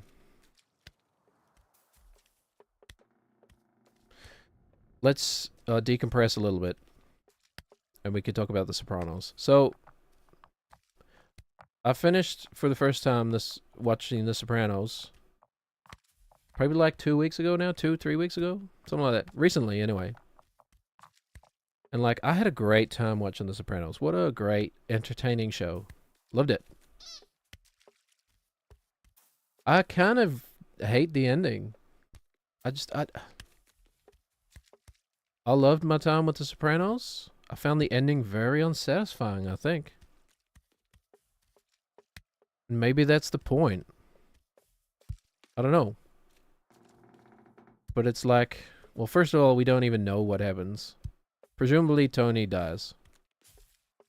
Right? It's hard not to come to that conclusion. With the way it is presented with the filmic language that they use, with some of the things that they say, right? Like there's that line from like Bobby has when they're in the boat at the near the end, near the end of season 5. Like Bobby says something like, "Wonder what it's like to be shot in the head," or something. Like you probably never even hear it, the shot, you know, just straight to blackness or whatever. And then, you know, spoilers, by the way. I knew this going in because it's such a huge cultural kind of spoiler. It, you know, hard not to know this. I knew going in that The Sopranos just has like a hard cut to black ending. I knew that. Did not diminish my enjoyment of the show, okay? But, you know, the way they do it is very reminiscent of the conversation where Bobby and Tony are talking about that instant death kind of thing. Anyway, so probably, you know, someone probably kills Tony in that diner.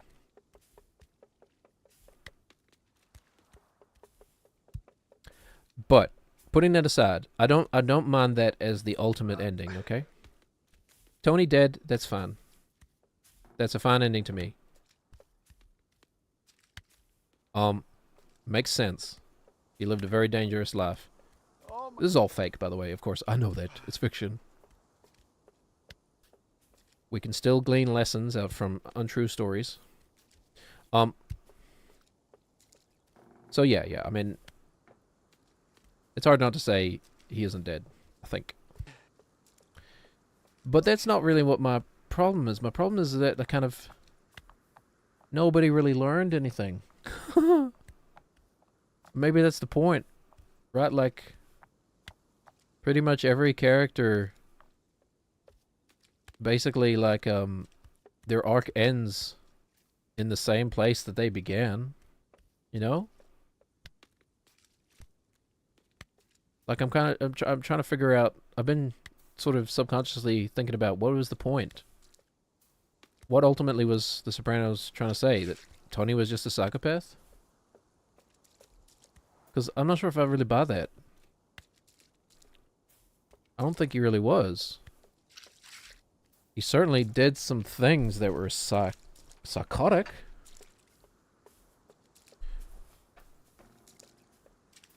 You know? Like, especially the Chrissy stuff, man. And my armrest just fell off my desk. I'm not even really using it, but it's gonna bother me if I don't fix it now. I've got to, like, unscrew the frickin' clamp and then screw it back on to the bottom of the desk. Also, like, sawed off the front half of it because it was too long. Anyway. The ending that is presented, especially around the stuff with, like, Melfi and, like... By the way, what a kind of... Like, there was no real climax to Tony's relationship with Melfi, man.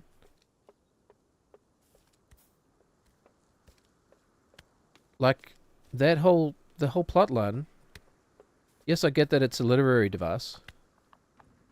It's a way of us looking into the character of Tony. Like, it's kind of, it's almost cheating, right? Have your main character go to a therapist so they can just voice their inner thoughts. It's that line from the Futurama. In The Devil's Hands Are Idle Playthings. Where the devil says, "You can't just have your characters announce their feelings. It's lazy writing and it makes me sad." Or something like that. But, if you have your character talking to a therapist, they can just, like, voice their feelings. It's just all exposition, character exposition.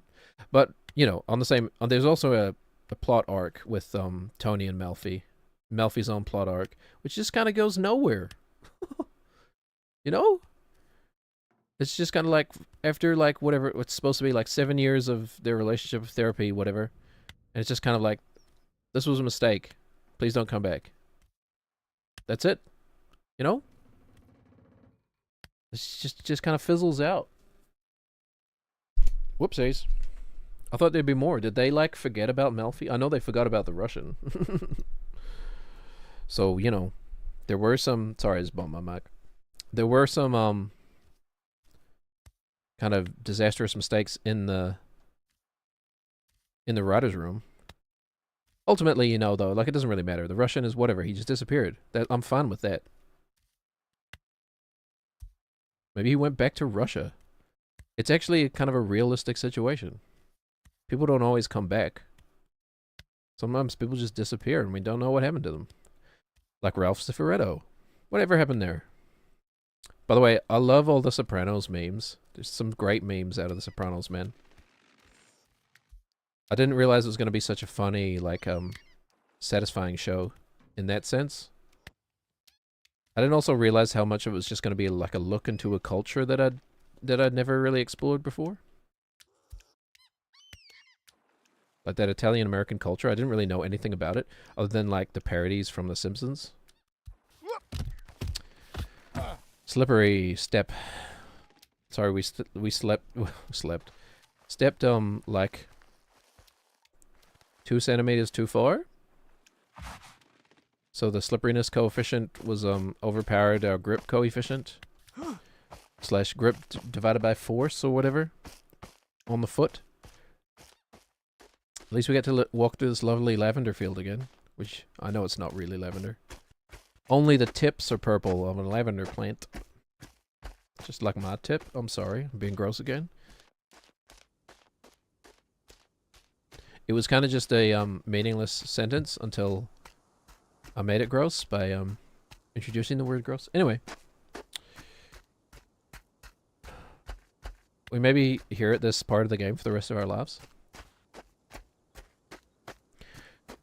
I don't know, it's just kind of like most of the characters either end up dead or functionally dead or back where they started. Which, I don't know, I guess that's the point that we're going for. There's other things that have had that ending that I've found extremely satisfying. One particular fantasy book series, if you know, you know. Found it very I found that book series very satisfying. It has an ending that's similar to The Sopranos. Some people just kind of die. Some people just kind of disappear, and most people just end up where they started. I don't know. I guess they're trying to make an artistic statement rather than have... They decided to prioritize an artistic statement over viewer satisfaction, I guess. I don't know. Just something a little more concrete would have been more satisfying, I think. But ultimately, it's the story of a man's downfall, and I didn't realize that going in. I thought it was the story of a man's, like, rise. And it kind of is, but ultimately it's the opposite. You're watching, like, a dude's downfall. What happened there? At least we fell close to the beginning. If we're gonna fall. Better to fall 20 seconds in than 5 minutes in, right?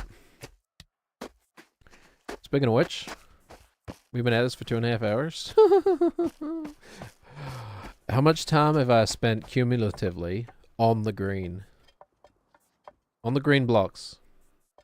Over 2.5 hours of streaming. Have I been on the green blocks for like a minute? Holy. That's horrendous, man. I really am going to have to practice this off stream. Just so that we get this down to a decent speed. You know what I mean? Because this is kind of mad, right? Fuck. Yeah, fuck. It would make more sense if I could see what my feet were doing. Well, I was gonna say, like, we'll save that for when we get to the green, but, like, we're not getting to the green enough. This isn't that hard. It's just long, you know? It's like those races in Gran Turismo that are like 100 laps or whatever. They're not hard, they just... You have to be consistent for a long period of time. Consistently good, I guess. Because each step is slightly different.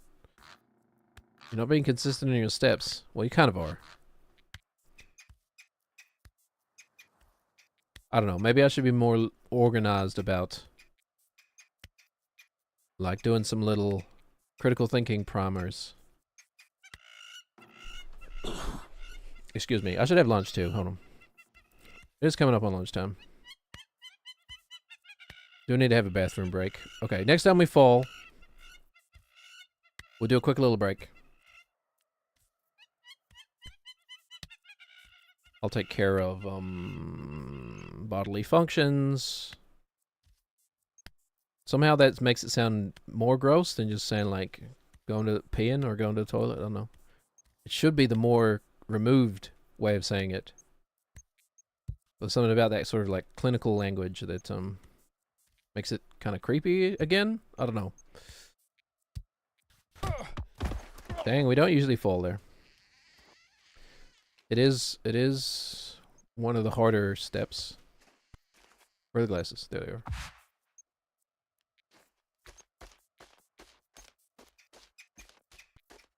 Could be weeks. Could be weeks before we beat this. This is definitely the hardest thing we've done so far in the game.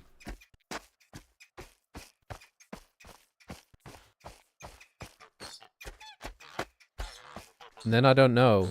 Are we gonna have to do it again on another playthrough? That's the only thing that is making me consider abandoning this challenge and coming back to it later. Like, I definitely will do it at some point. You know, given enough time. I'll make the choice to do every possible challenge in this game. And I will. The choice is, do we continue working on it now? Or do I, quote-unquote, finish the game, and then do I devote a playthrough to doing everything in one playthrough? I should really just look that up. I don't know if there's like an achievement for doing everything in one playthrough. I don't know if the achievements are just purely agnostic to each individual little challenge. I don't know. That information would help me make a choice as an informed decision maker. See how that works? There you go. I'll put it in video gaming terms that you can understand. Who am I kidding? The people who need to understand that probably don't play video games. Oh, hey, Jackie. They stack. No need for a single playthrough. Okay, good. In that case, I will keep going. Yeah, because I mean, it would be probably mad and certainly inefficient to do this now and then need to do it again.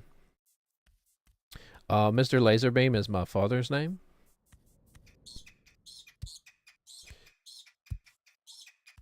You can call me Mr. Elvis. I've never actually, I've never revealed my real... Well, actually, I accidentally did it on Sunday, but... I've never revealed my real name on here. So, I don't know. Call me Elvis, I guess. I did accidentally broadcast my, like, file structure. Windows file structure. The other day, it had my name in it. I don't really care. How you doing, Jackie? How are you doing? As a U.S. citizen, how are you holding up?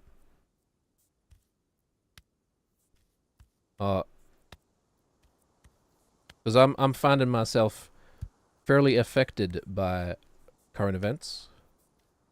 And I imagine you are too.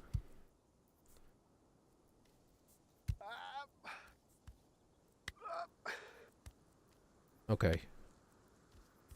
do need to. Would like to I would like to more frequently get to the green. Sure. Oh, you don't want to go into it? No, that's fine. That's fine. I'm not trying to pressure you or anything. I was just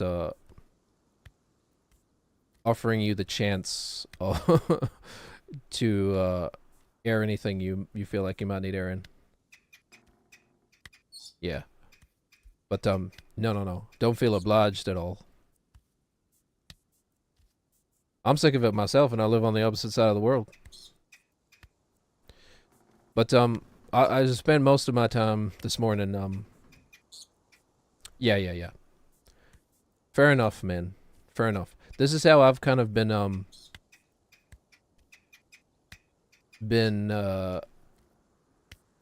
like I'm gonna try and like I don't want to drag you back into that place if you're like if you're working through that. But like I don't know if I've mentioned before, like my education is in philosophy of all things, and education. That being me being the person who is not Mr. Laserbeam, but is a real human being in the real world. Yeah, no worries. I like you know, I try to focus on what I know and what I can do. You know, and I've always been a proponent, well, not always, but long been a proponent of like critical thinking and like, you know, it's just so kind of obvious to me how the world in general is lacking critical thinking skills, and this is, well, you know, without getting too much into it, that leads to certain things that we are now experiencing. Things that could possibly be prevented if people were more informed,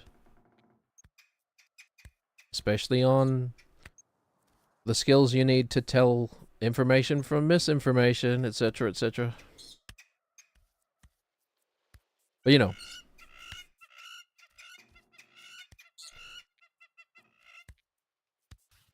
it kind of feels like a, you know, there's weird points at the moment. There's weird points where like I originally thought I would never talk about politics on here. I just wanted to do like silly voices and play silly games and stuff, but like, you know, it feels a little frivolous to just do that, but it's also important, right? I was talking to a friend of mine just a couple days ago who is essentially unplugged, you know? And he was saying, yeah, his mental health has never been greater. He's having a great time.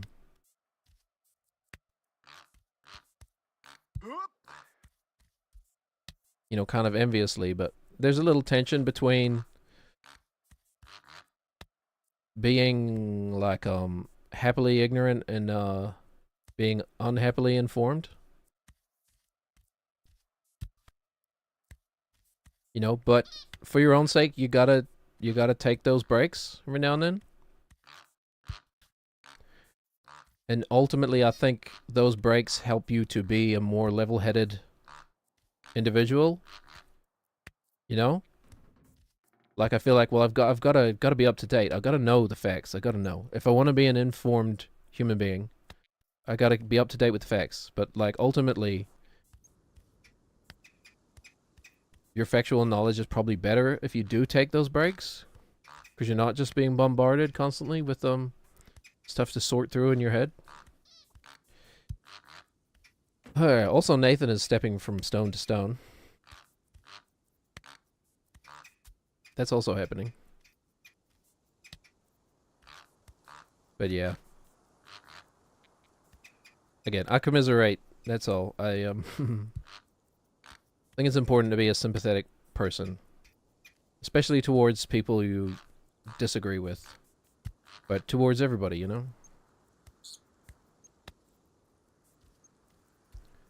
Anyway. Things can always get better. I guess. I've never... I don't know. I'm kind of thinking about that now. I'm overthinking that statement. I guess barring like a nuclear winter or whatever. Like the extension of our species. I guess things can always get better. But then again, if human beings disappeared tomorrow, it'd be better for the planet. That's for sure. Things would get better for the Earth.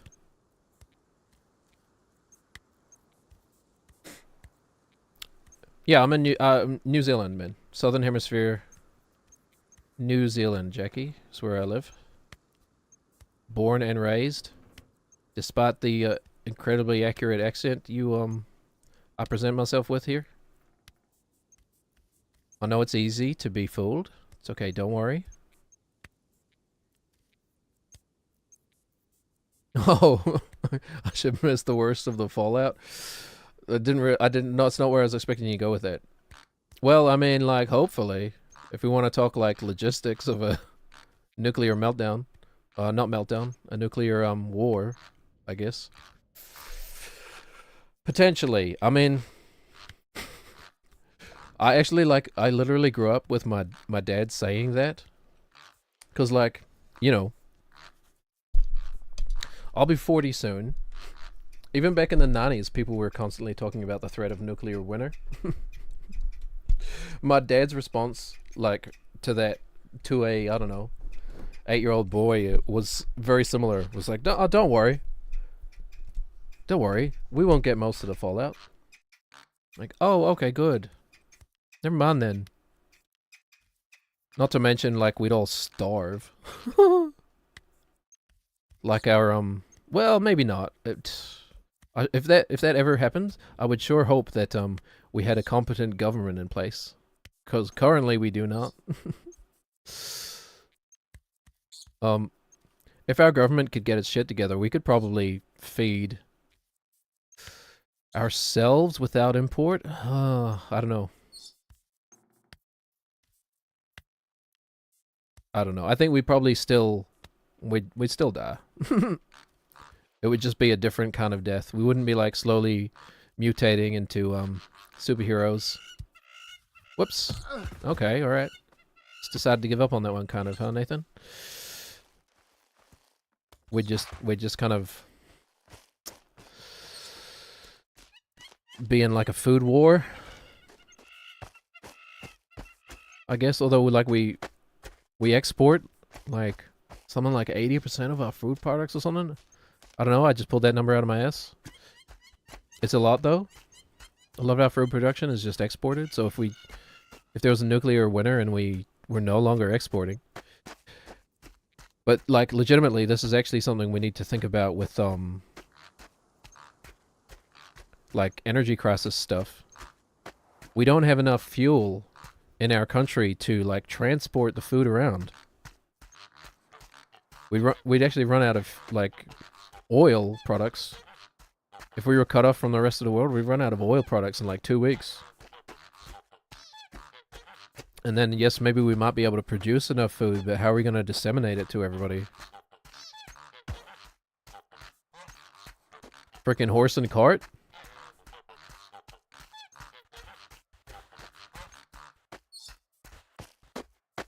And then the oceans would be poisoned anyway, right?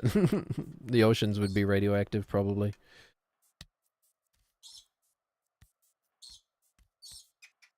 So, you know, we'd probably just go the same way as everybody else, just take a bit longer. Which is a nice thought. Thanks for that, Jackie.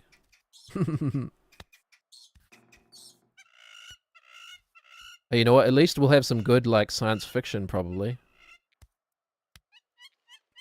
Now is the time to, for somebody to write a, like, post-World War III drama about the kind of the world rebuilding and or, like, trying to survive through post World War III. I said this earlier, but like, it's kind of funny to me. Have you seen the movie Civil War? Have you seen the movie Civil War, the recent one, with what's his name, Alex Garland, who is a writer that I've like accidentally, like I'm an accidental fan of Alex Garland. I've like watched. I just watched something the other day. What was it? Oh, I rewatched 28 Days Later, and the credits was like, oh yeah, Alex Garland wrote this. It's like I forget a lot of things I've enjoyed have been written by him. And I've just kind of naturally gravitated to them without knowing he was involved.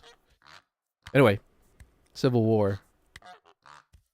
It feels like that movie came out like 10 years ago and was very like prophetic, but it's only been like 2 years.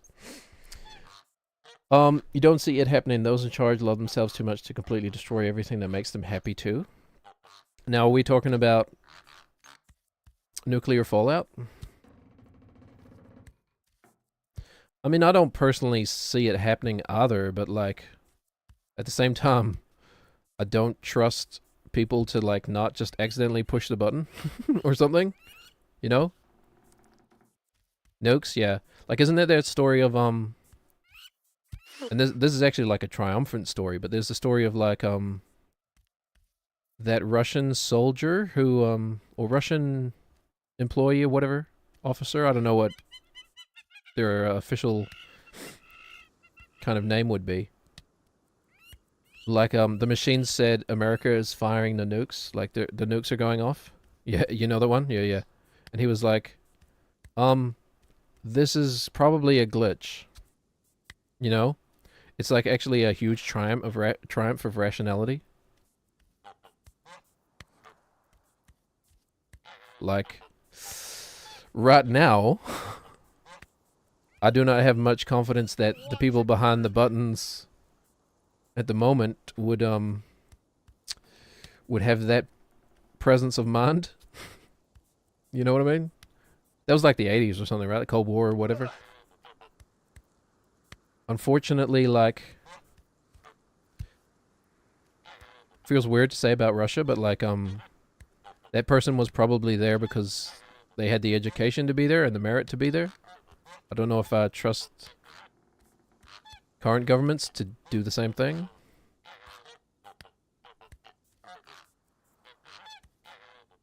But anyway, yeah, 70s, 80s.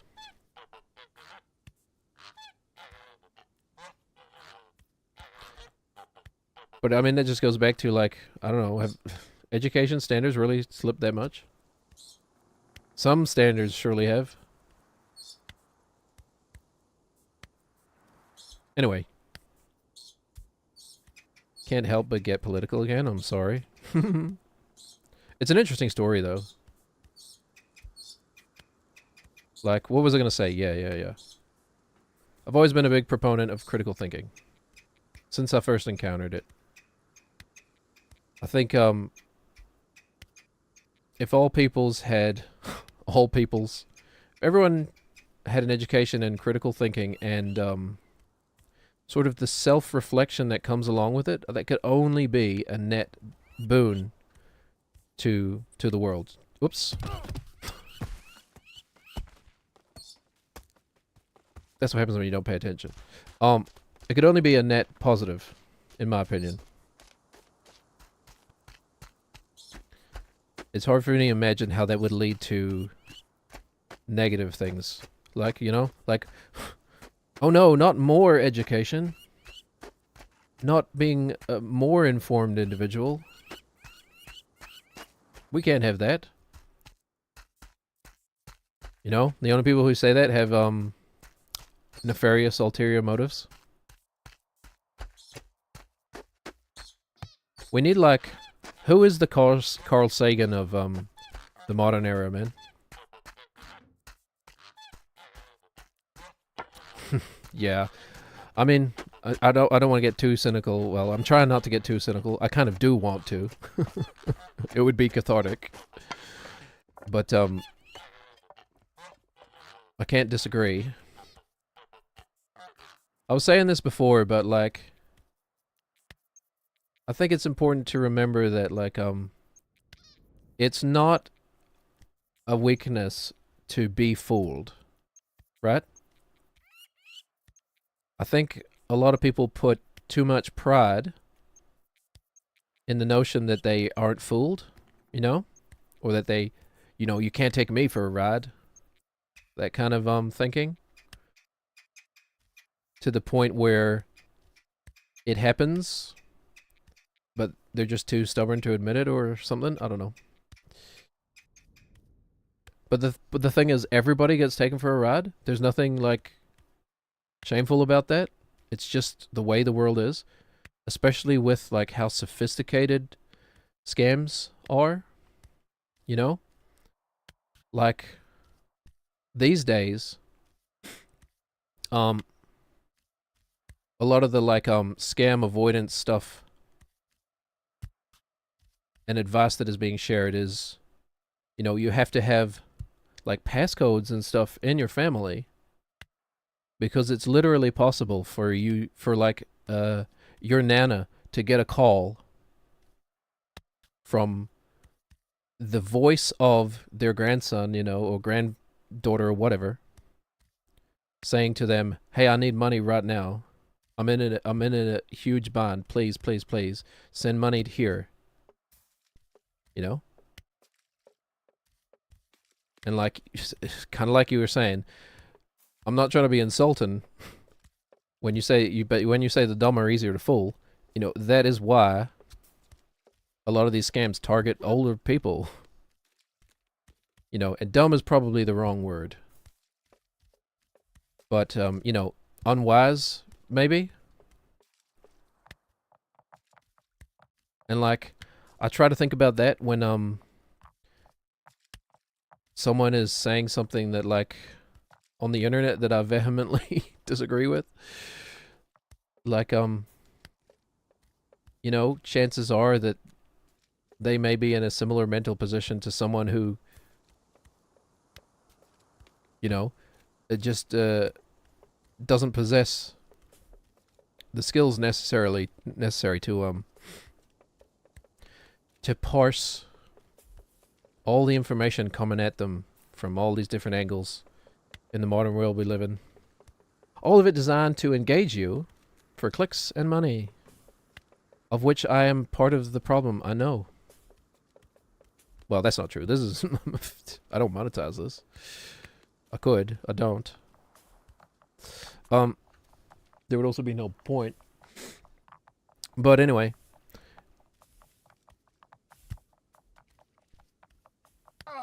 Being fooled is not shameful. You know what is taught? You know what really drove that home for me was when I was like practicing magic when I was a kid. You know, like I still like to do. I'm 14 again. I still like to do card magic these days, but like the thing is that people underestimate how easy it is to fool the human brain. Like our brains kind of suck. Shit. I've talked about this before, but our brains are not well designed for figuring out the truth of something. You say that from a political point of view, they love the uneducated? Well, yeah, I mean, like, didn't Trump literally... Isn't that literally a Trump quote? I love the uneducated. Which is like... you know, he's... I don't think he's clever enough to see the, like, the irony in that statement. Yeah, it is. Yeah. Sorry. Yeah. I mean, we can talk about politics without being doom and gloom about it. Like that's, you know, that's how I try to approach these situations, but all right, Nathan, all right. Did your quad just fail you or something? Yeah, I love the uneducated. Like it's giving him too much credit to be like, "Oh, I see the little sly thing he was doing there." But I don't know, maybe not. Maybe that is what he meant.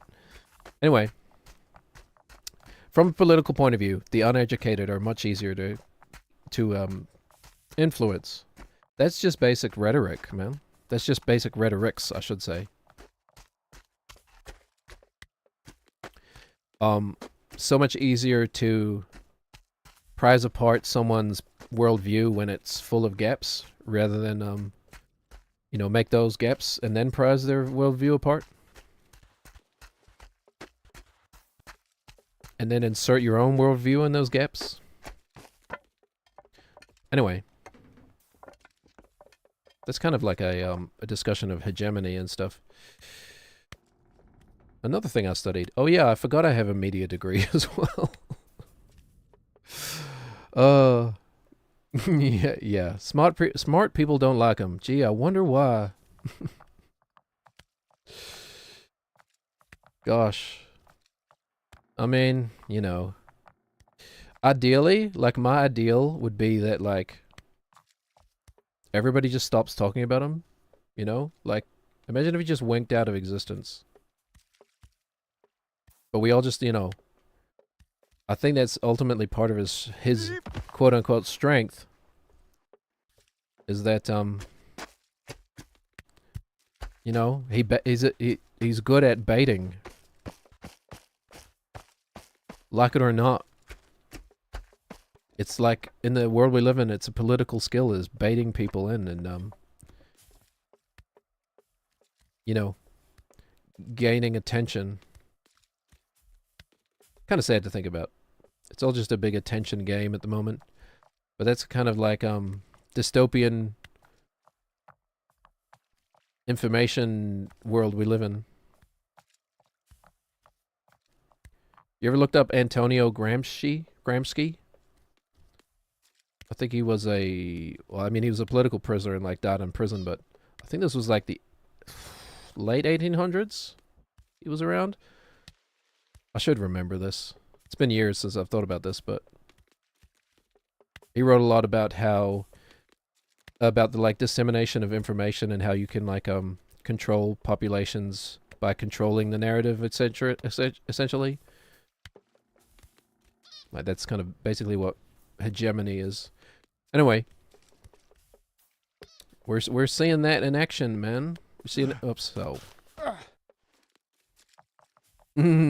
Yeah. Thanks for the compliment. Yeah. Is implicitly calling people who don't like him smart. The smart position is to not like him. I don't even necessarily know if that's if I'd say that's a true statement. I mean, it depends on honestly on what your goals are, or the scruples you have. I guess I should say. Where are the glasses? They're just here somewhere. Like, if your goal in life is to be like ruthless and make as much money as ruthlessly as you can, then it probably is smart for you to like them, but if your goal is like a healthy society for all people, regardless of the random things in their life that they cannot control, then yeah, probably not so smart. But yeah. Scams are everywhere these days, including in politics. And like the funny thing is how obvious that is from the outside. You know? Funny in a very dry sense. Man, I forget how, like, you actually have to be really precise on these. It'd be nice to get some more practice on the green blocks. I think it would be disingenuous to... I don't know, I might practice this first part off stream if I have some time.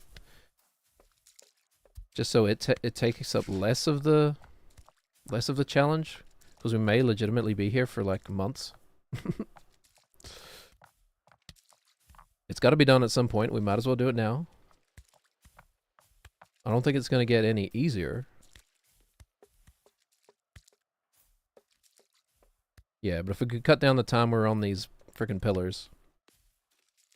You know the number one way of doing that? Just focusing on the game. But if I was going to do that, why would I even bother streaming? I guess. Anyway.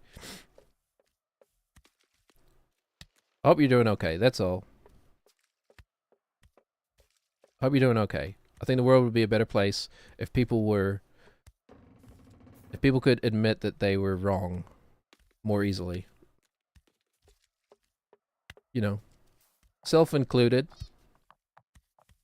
I'll put myself above criticism. That would definitely not be the critical thinker thing to do.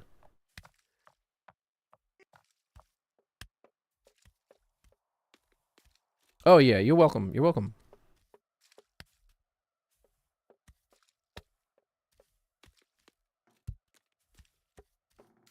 You know, I think I said before, like, I wish for the most peaceful resolution to, well, like, all situations, right? Like, not even thinking about, like, Gaza at the moment.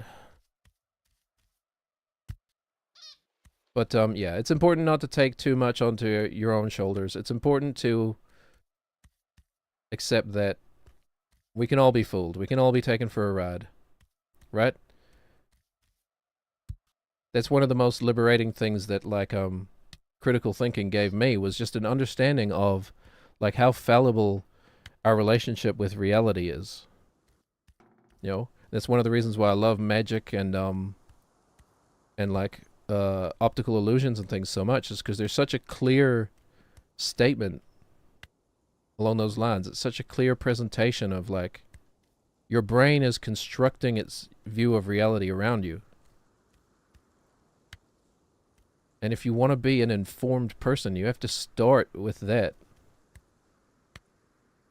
And I guess it's a lot to ask people to, like, you know, oh, just take your time out of your busy life to give yourself, like, a tertiary level education on neurology and metacognition. That's my privilege, I guess.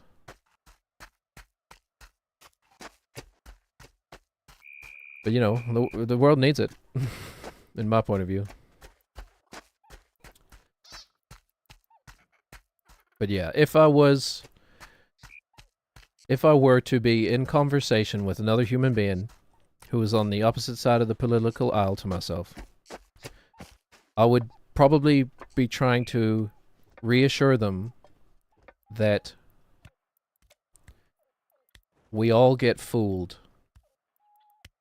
Because I try to always think the best about people, you know? So it makes more sense to me that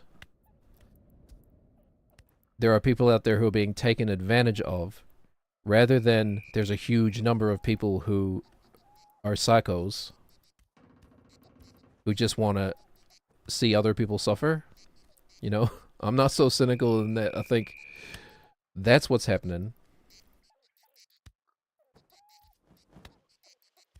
I think, yeah, you know, as a species, we're kind of dumb. Like, we're not that much beyond, you know, the monkey poking a stick into an anthill. And that's okay, as long as we're not pretending otherwise.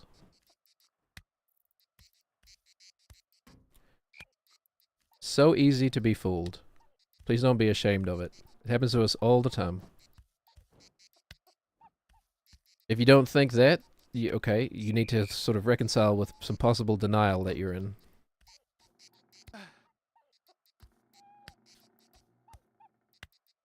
But, you know, being compassionate is important.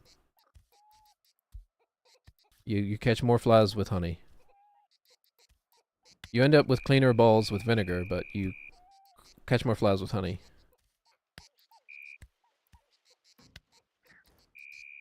Oh, I'm sorry. Did you not want your did you not want your political commentary interspersed with random testicle jokes? Okay. Oh, Nathan. Oh, you little strong-toed boy. I thought you were a goner for sure. But yeah, I don't know. I made a conscious decision to not talk about politics when I created this channel, and then I just don't know. I can't hold it in any longer. Mark Ruffalo is my spirit animal.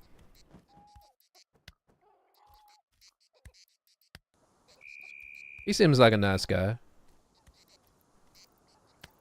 I'm not sure he's really an expert in much. No shade. But he seems like a nice person. He seems like he would be fun, like, to hang out with. I bet he would make you, like, feel good. He strikes me as the kind of person who's like, he would, like, gas you up, you know? If you were, like, being hard on yourself, I feel like he would be, a good person to talk to.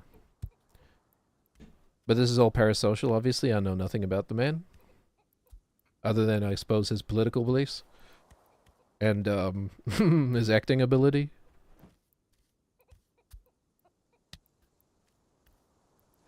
Good to pretty good, but not quite great. Sorry, Mark. Shit. Oh dang it. I watched me. He was pretty good in Mickey 17. He was playing a very like odd character. Oh yeah, wait. Oh no, I already checked if the cup would reset when we save and quit. Yeah, I already checked that.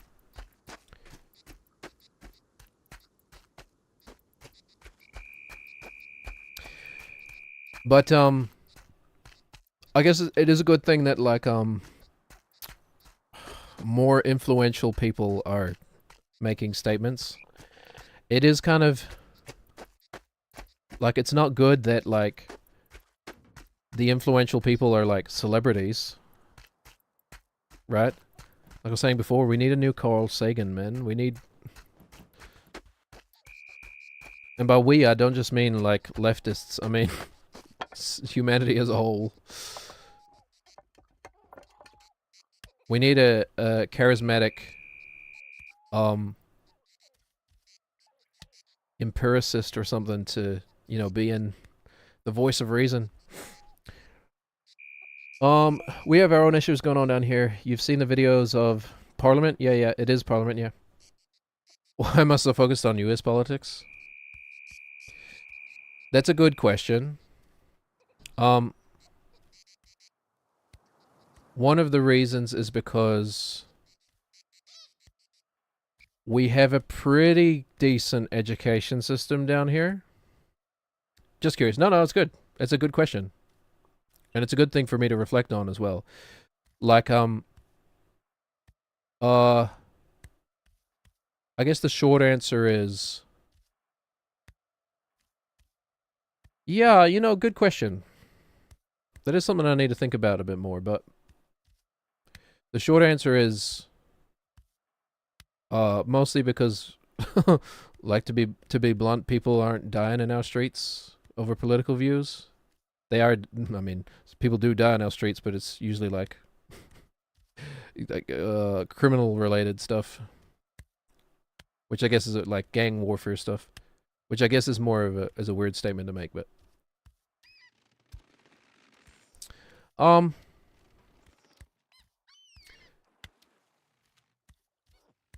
don't know. It's probably like it's a... Yeah, there's a weird... We kind of have some weird attitudes down here. Like very kind of like we almost have a rather complacent culture that is, I guess it's becoming less and less prevalent as like the boomers die out, I suppose, but like I was raised around a culture of like you know, whatever, just let it be. You know? Like you're lucky to live here in the first place. You know, like I was raised around that whole notion of like New Zealand is paradise and like you're lucky to be here and not like a child in Africa or something like that. Which is kind of like a ridiculous thing to say on the face of it. But is I guess just part of my personality. But yeah, I don't know. New Zealand politics is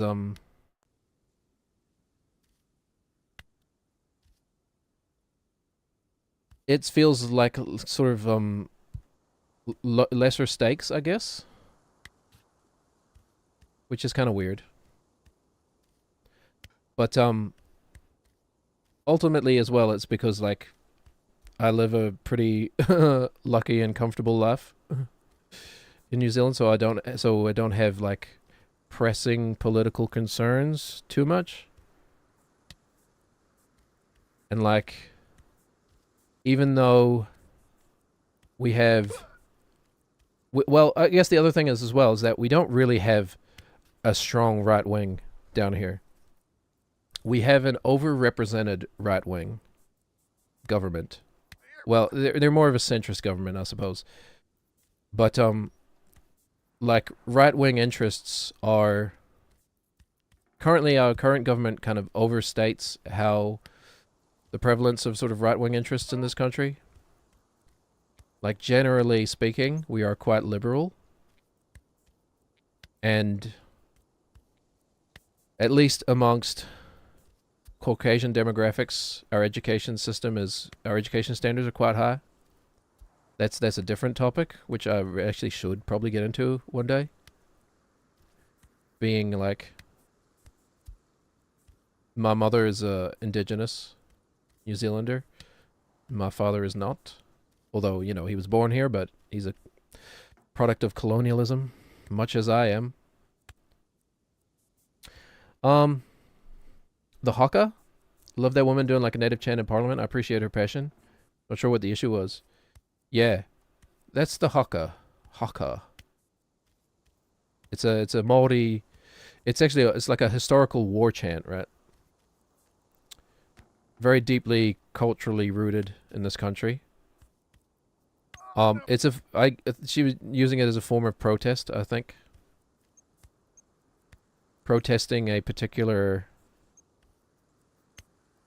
I agree. It is awesome. Okay.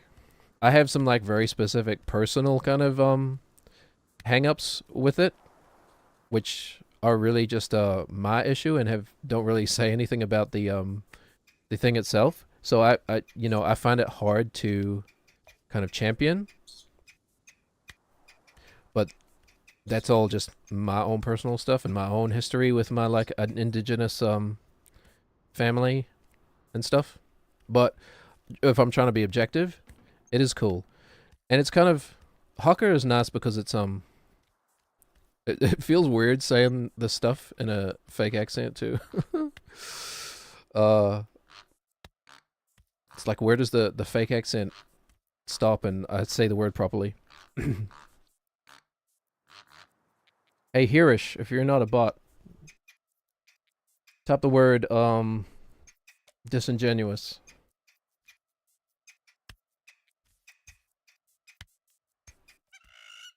Why do the bots just drop an emoji and then go? I don't. Who knows? Dead internet theory. Jackie, if you're a bot, I'm gonna be like. If you turn out to be a bot, I'm gonna probably like end my streaming quote unquote career. I'm just gonna stop streaming if you turn out to be a bot, man. My whole world will be a lie. I think I'd have to give up on give up on everything.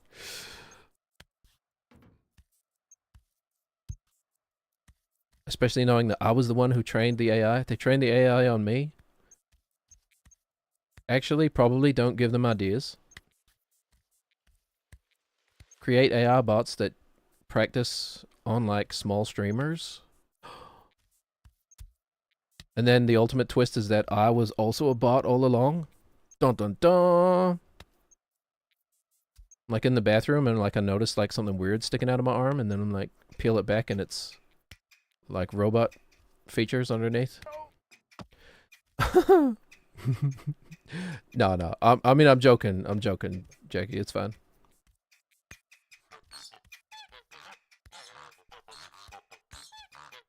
I do have kind of like...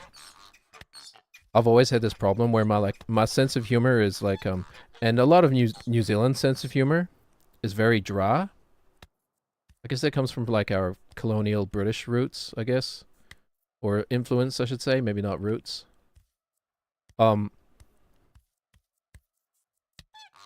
like... It can be hard sometimes to tell when we're being serious and when we're joking, because it looks very similar from the outside. Maybe that's why I like get along with Germans.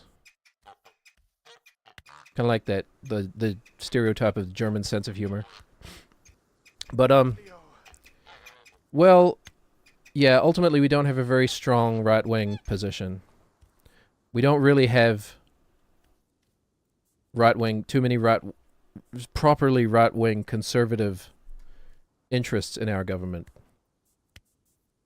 We have more business-focused interests, which you know, align with like a lot of right-wing ideologies, but we don't really have too many conservative voices in our government.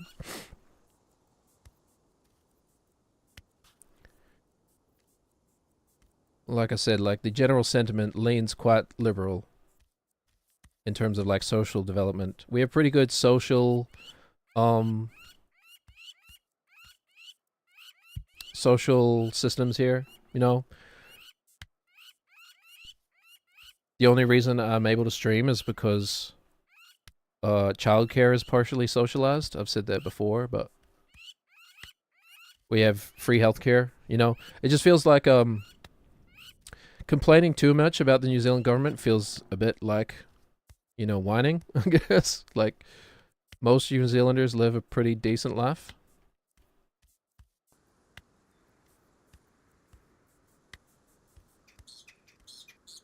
But, yeah, I do not like the current government we have. Also, I have hope that we have an election coming up this year. I do have hope that they don't stick around, but I think it's going to be close. Just because it's very unusual for us statistically to have a one-term government here. I think it's only happened 2 or 3 times before in our, what is it, like 150-year history at this point.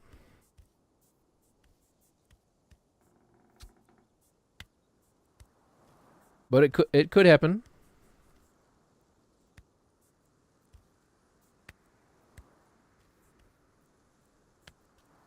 Okay, hold on. We gotta get some more practice at the green. I haven't fallen here yet. Oh, it's tight, but oh, okay. The thing to remember is we need to treat this like we're climbing like a structure. That's you and me, York. You're here too. I'm here too. Yay! Sometimes I forget that I exist. Don't we all? Don't we all? Sometimes it feels nice to forget about your existence. I need to... Ooh, yeah. These are quite slippery too. Okay, we need to treat this like we're climbing a structure or something. Because I am guilty of getting, like, complacent and not treating them with the respect it deserves. Because I would never go fast climbing like a... This one sucks because of the slipperiness. that. The slipperiness. Wow. Why is it so slippery, man? Okay. We did the bucket. We did the red bucket. If we can, this is like the red bucket. We got to the structure at the top of the red bucket, but we spent a lot of time at the sand. This is the sand. That's the structure at the end of the red bucket. First time you were ever asked about being a bot, lol. Bound to happen eventually. But if I am... What if I am, but I don't know it? What if you are? Yeah, exactly. Exactly. What if this is all just a big simulation, man? Let's talk about the allegory of the cave. I was just talking about the Matrix earlier. Mostly about how bald Joe Pantoliano is, but... There's also some philosophy in there, too.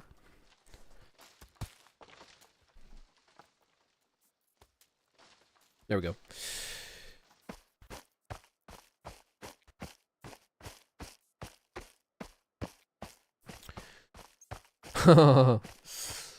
Well, see, now you've You've triggered the pedant in my brain. The only moment we know to be true is right now. So there is, I'm not good at remembering all of the people in the history of philosophy, right? Like, I was never good at that kind of stuff. I like the ideas associated, but I could never remember, like, oh, who said that and, like, when? Was that a Wittgenstein? Was that a Hegel? Was that a Catherine Hegel? What? I think I've confused two names. The great philosopher Catherine Hegel, or whatever. Heidegger? Was that what I'm thinking of? I can't remember who, but there is a particular philosopher who argued that, like, the entirety of the past is an illusion that, like, Shit. I don't know if this is what they truly believed, or if it was just, like, a thought experiment, but they made the argument that, like, the entirety of your past, you could have just winked into existence right now, and, your mental structure, your neurological structure would be exactly the same as if all the past events were just planted there in your brain, or if they actually happened, you know what I mean? And there's another philosopher who argued that, turned out he was, like, slightly right in a certain sense, argued that, you know, the universe disappears when no one is observing it. Again, maybe they were, sometimes it's hard to tell where the thought experiment ends and, like, a conspiracy begins, but, more of a physics than philosophy guy, but I dipped my toes in enough to have plenty of existential crises. Yeah. Well, I mean, there's a crossover. I'm a, like a physics enthusiast, but I'm not trained in it in any way. It was too hard for me in high school. Physics was hard. Although it probably wasn't as hard as I remember it being. It was probably just that when I was in school, everybody was saying, like, physics is hard. You know, everybody finds physics hard. And so I guess I kind of believed it in a sense. I enjoyed chemistry more, but never did any chemistry beyond high school level. But, you know, if you ask some of the philosophers, maybe right now isn't even true. Who knows? Yep. Ultimately, it doesn't really matter to how you live your life. I think you just have to live your life as if the moments you're experiencing are true. As if every moment is true, you know? There's really no alternative. Or perhaps we label the alternatives as, like, insane. Either way, you know, you do what you have to.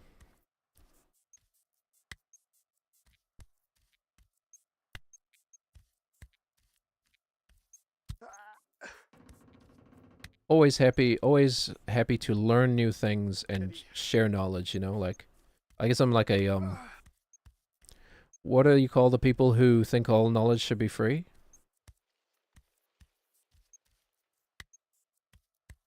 Like, it's unthinkable for me to, like, charge someone for knowledge. Oh no. Whoopsies. We saved it, holy.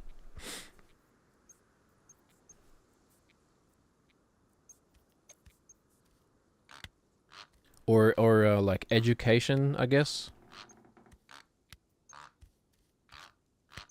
In before someone says, oh yeah, so you would tell someone your PIN number if they asked?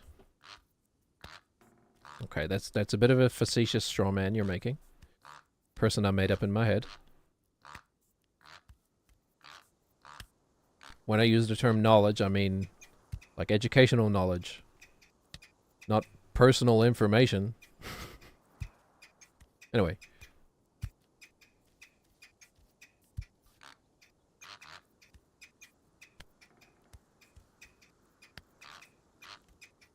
Humanity could go either way, I think, you know, ultimately. Humanity could go either way. I think the thing that makes us human is the thing that allows for Mozart. The thing that allows for Van Gogh. You know? But it's also the same thing as what gives us, you know, like Ed Gein and Donald Trump. To put him in worthwhile company.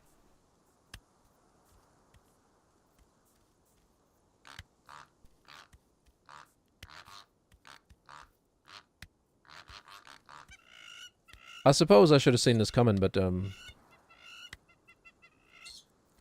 when I started streaming, my vision was like, oh, maybe people will watch me because I'm pretty good at this shooter game. What do I bring to the streamer table?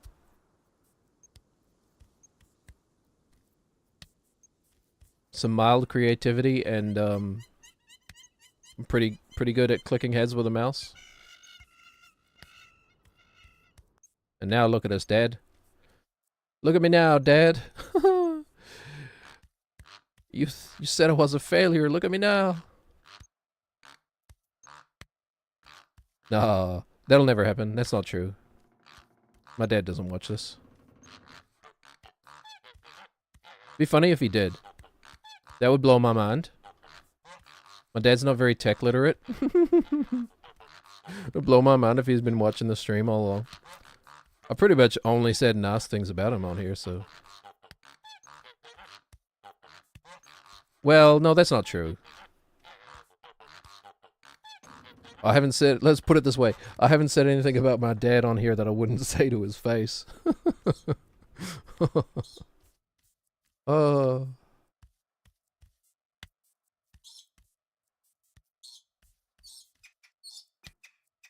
Anyway.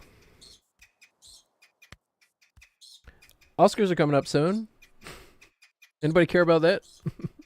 I don't know if I give a damn about the Oscars anymore. I used to when I was younger. I think, like, well, here's my problem with society. Put on your hat, everybody. It's coming. I think, if I had to, like, narrow it down to like, one thing, I guess. I don't know, I'm kind of thinking this through as I'm saying it. What the heck? Just missed the step. Alright. I think my problem with society is,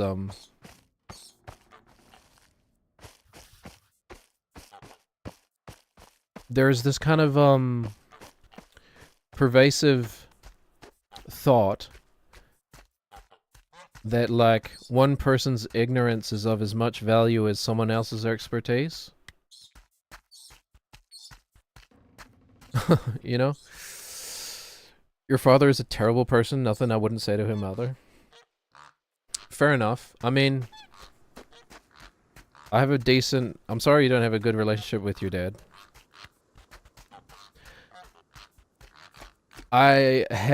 Currently I have... Our relationship is better than it's ever been. My relationship with my dad. There've been periods where it's been lower than it is now. Like, I would never say my dad is a terrible person. He's just, boomers, am I right? Yeah. I mean, well...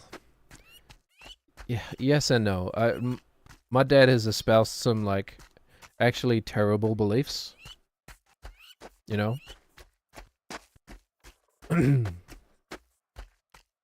Just outdated conservative stuff. But I never have had the thought that he came to those beliefs through, like, vindictive means. Right, he doesn't believe those things because... My camera stopped working? Hand? Hand cannot erase? Oh, hold on. No, whatever. Who cares?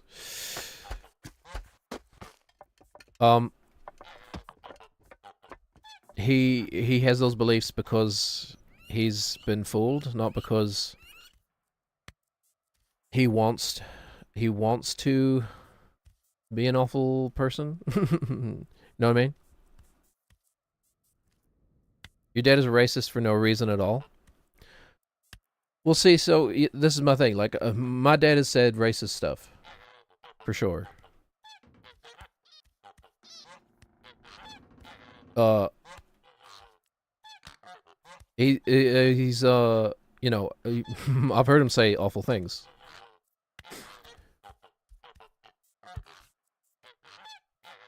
But I never get the sense that he's saying those things because he's a hateful person, but just because,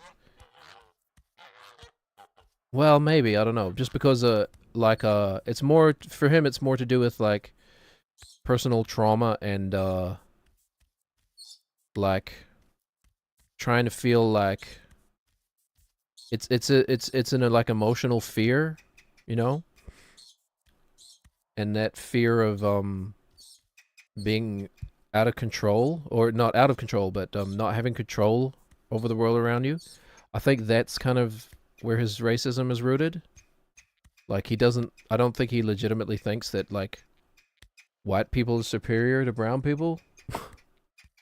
Because he's also quite a logical person, and like in some sense he must know, he must have the cognitive dissonance between, like, he loves science, you know, he loves physics, he loves logic and all that stuff, but it clashes with like his emotions and his like his own personal trauma. So that's where his racism comes from. Your butt. He's never just like, those people deserve to be lesser than,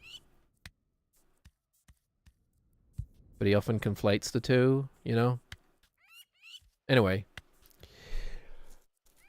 I used to know a person who was doing a sociology doctorate. Sociology? Something like that. I'm trying to remember. She was a very interesting person anyway. She was doing a doctorate, and her doctorate was on, she was doing research into racism and how it correlates with like experience. And she was telling me about, like, you know, her findings, and these findings come off the back of other years and years of other research, right? And she's just kind of adding onto it, which is what a PhD is. About how, like, you know, invariably, like, the more someone is exposed to a person of the race they're racist towards, you know, the less racist they become. Not true for everybody, of course. But, like, you know, statistically speaking, most people are racist because they have a like a made up notion of what that race actually is in their heads, you know. They're racist against the straw man in their head.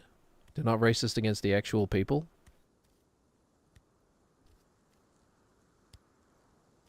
Which to me is ultimately quite a positive thought. You know? Because it means those people are just misguided. It's not that they're hateful people, even though there are hateful people out there.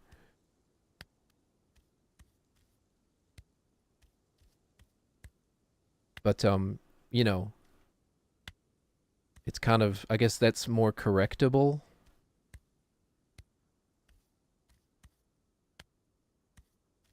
But yeah, it's hard for me to dislike my dad. Like, yes, he does awful things, but like he is also a victim himself in his own way.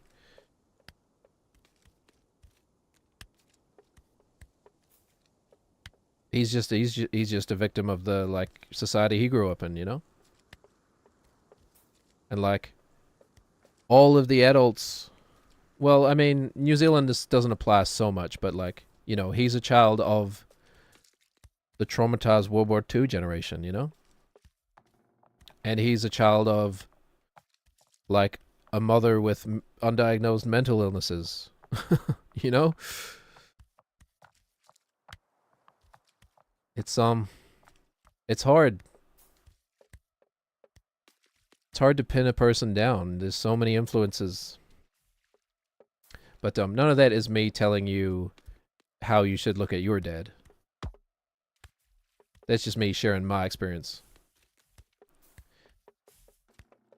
Oh man, okay, so like this is why Antonio Gramsci is a hero, man. Like dude died in prison because he had the audacity to write about how media indoctrinates people. and and like this dude died in prison 150 years ago or whatever.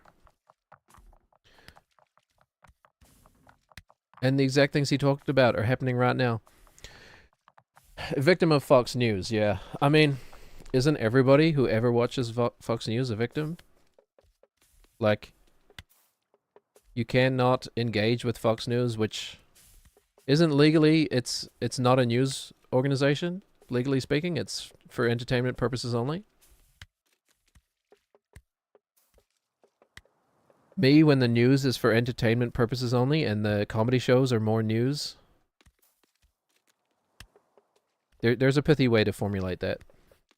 I might simmer on it. Everyone is a victim because the audience is the product. Right? That's how Fox News operates. Its audience is the product for the real business, which is advertisers or whatever. I mean, I was saying this earlier, the older and older I get, the more of a socialist I'll become, but like, when did Pink Floyd write Money, man? That was the 70s, right?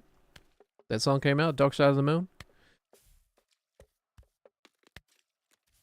It's like, we as a species have heeded nothing with that lesson. How long throughout history have people been saying, like, you know, money is the root of all evil? And we've done, excuse me, and we've done nothing about it. Just like, well, someone else will do it. Someone else will figure out how to abolish money.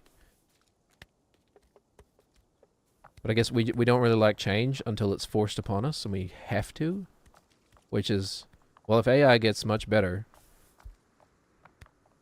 there may be like the silver lining of that. It will force a reckoning upon us with how we think about money and the role it plays in our society. I think I've talked about that before. I've definitely thought about it before. But yeah, I mean,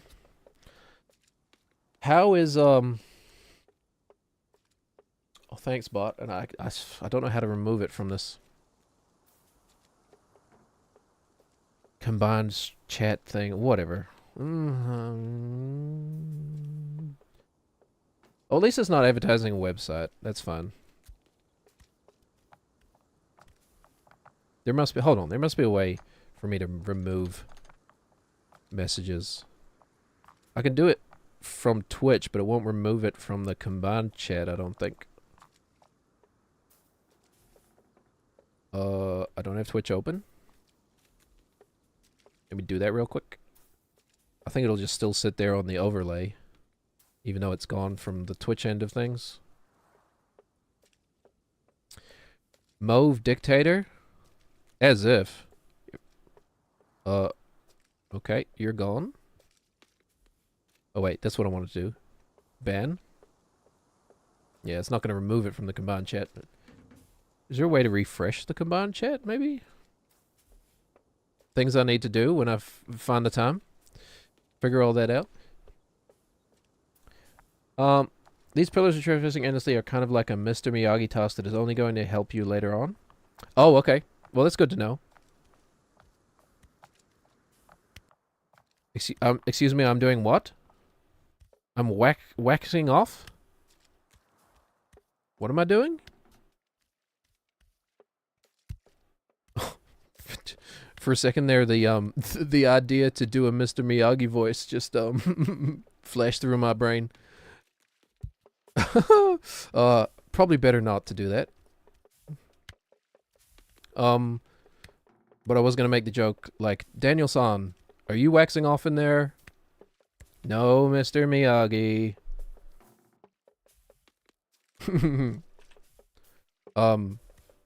Don't be a pussy. Yeah, don't be a pussy. Have the courage to do the voice, man. You know? Go on, do the voice. Do it. Do it right now.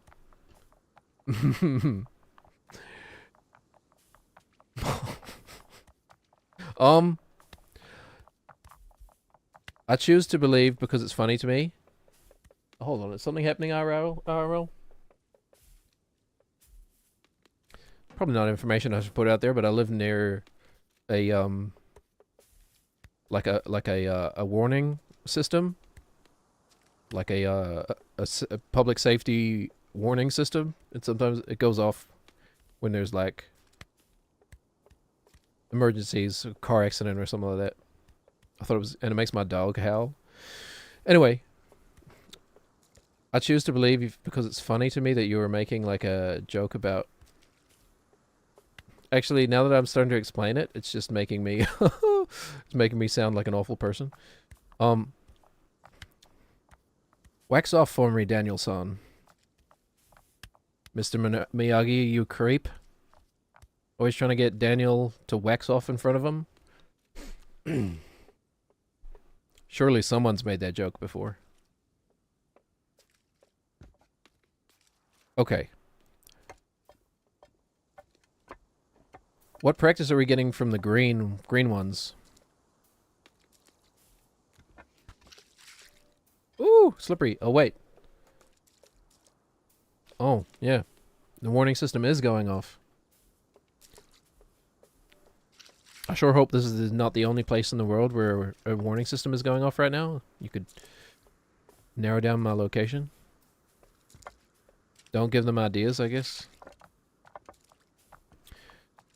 What do I care? It's gonna be 50 degrees in 10 years anyway. Okay, this is slippery. I need to, like...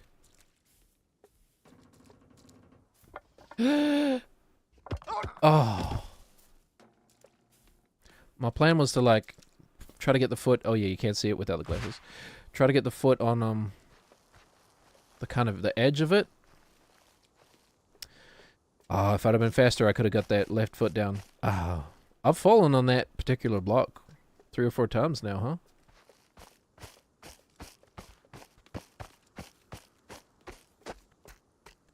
Anyway, according to Cobra Kai, Daniel turned out okay, right? I can't think of any pillar challenges aside from this, but it's just good training for control. Yeah. See, I don't think, like, the physical control of the stick and the triggers. Yeah, I don't think that's my problem. My problem is more of a mental one, but that's okay. Ultimately, it's good times. That's what I'm after here. Good vibes. Last couple streams have been a bit of a bummer, but like, hey, I'm an empathetic person. I'm not immune to to that. Ultimately, I think it's very important to be genuine. So that's what I try to do. Yeah, nothing fake around here, right? We're completely genuine. Alright. I guess what's funny is I used to be, not so much anymore.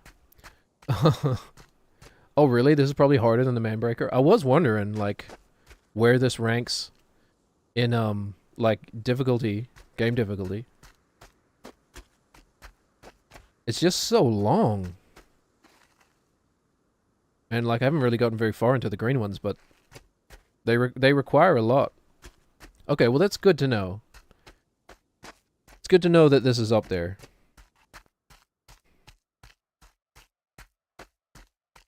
Because if it got too much more difficult than this, yeah, we might be facing some questions. But like this is ultimately, I don't consider this to be that hard. I guess it is hard in the sense that it's like it's a marathon.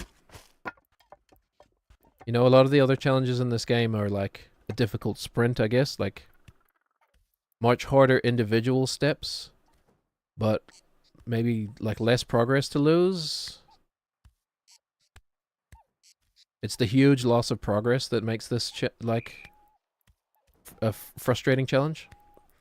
The Manbreaker at least has a variety of different things to traverse. Oh, thank you. Thank you for setting me up on that. Thanks for using the word plethora. It means a lot.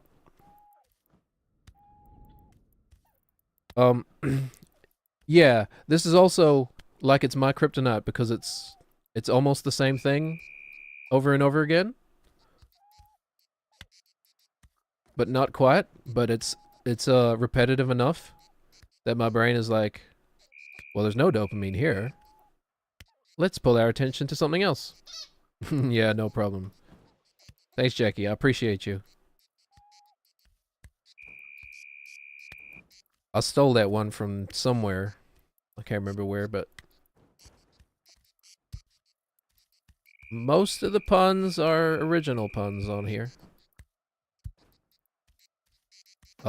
If that wasn't evident by the quality, lack thereof, I should say. Where'd the eggs go when they retire? Did the old yolks home? Yeah, thanks. Thanks, Yorick. Me when I'm a middle-aged man and I spend time thinking about egg puns.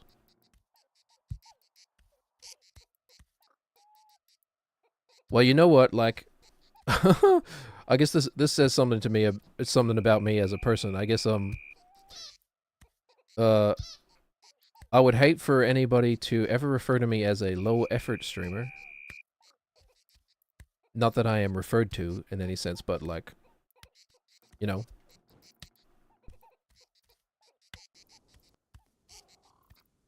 Don't say I don't put effort in. A lot of streamers don't. That's a different story. Okay, we're being positive. The world is a beautiful place. You know?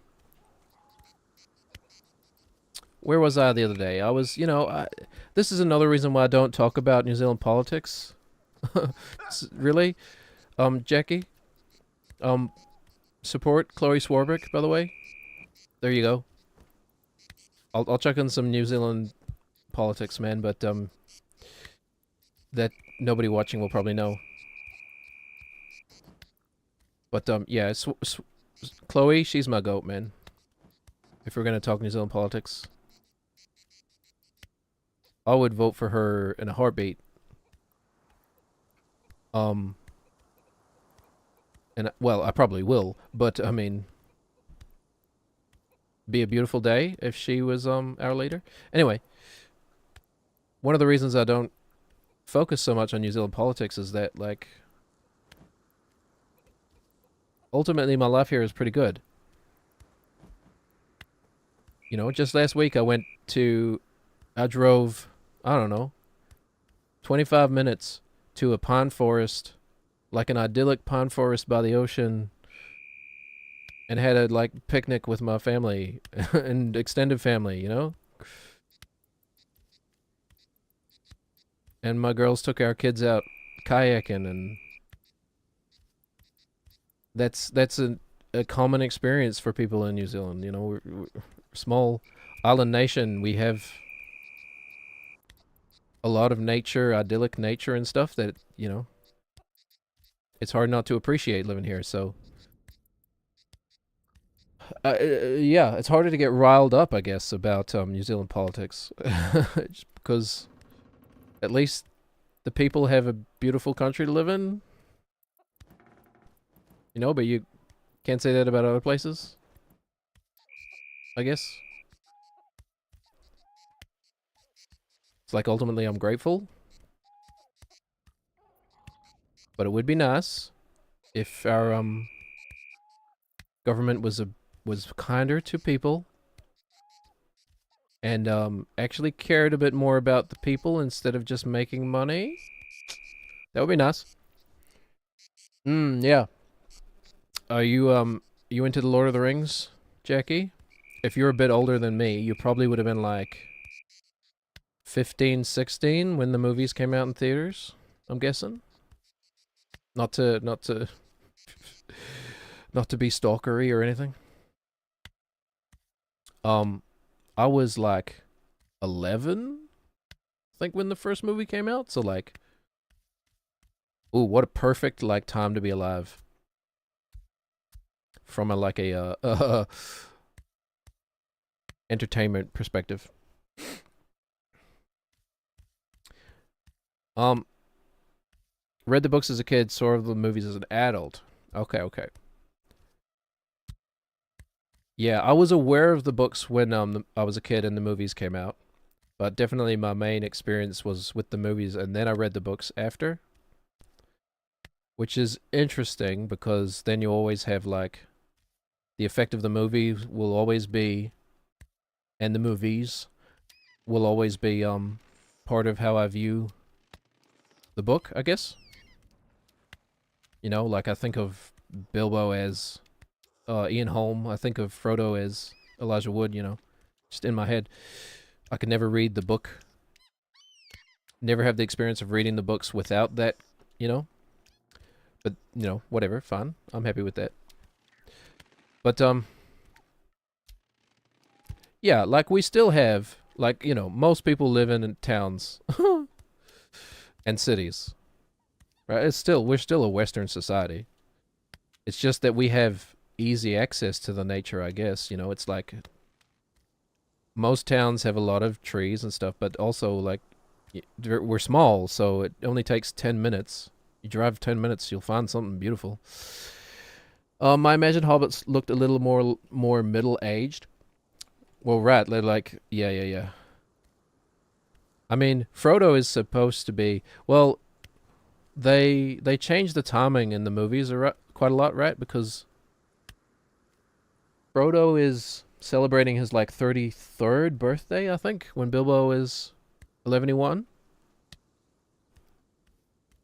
I call myself a nerd. I've read the books like 4 or 5 times at this point. I've seen the movies countless times. Yeah, I think Frodo's turning 33, right? And then he's like 50 something when Gandalf comes back. Because there's like a 20-year time skip between Bilbo leaving and Frodo leaving or something like that. That the movies just sort of gloss over. And then what, like Sam and Pippin's supposed to be, is he supposed to be the youngest one? I'm trying to remember. But yeah, I mean, Elijah Wood was like 19, 20 or something when they filmed those. Like, yeah. So it's a pretty kind of, yeah. It's a bit of an inaccurate portrayal of Book Frodo. Like, Book Frodo is still naive and like, you know, not worldly or anything.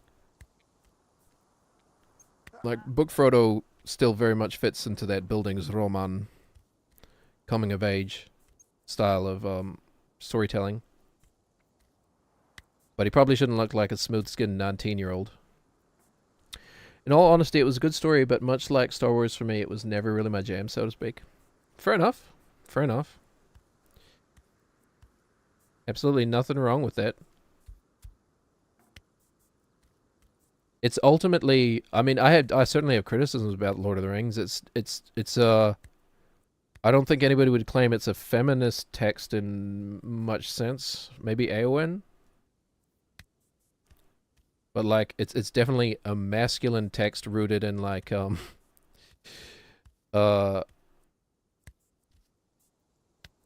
okay, masculine ideals. And like it's a bit glorifying of warfare. You know, like yes, that you can, that's a legitimate criticism.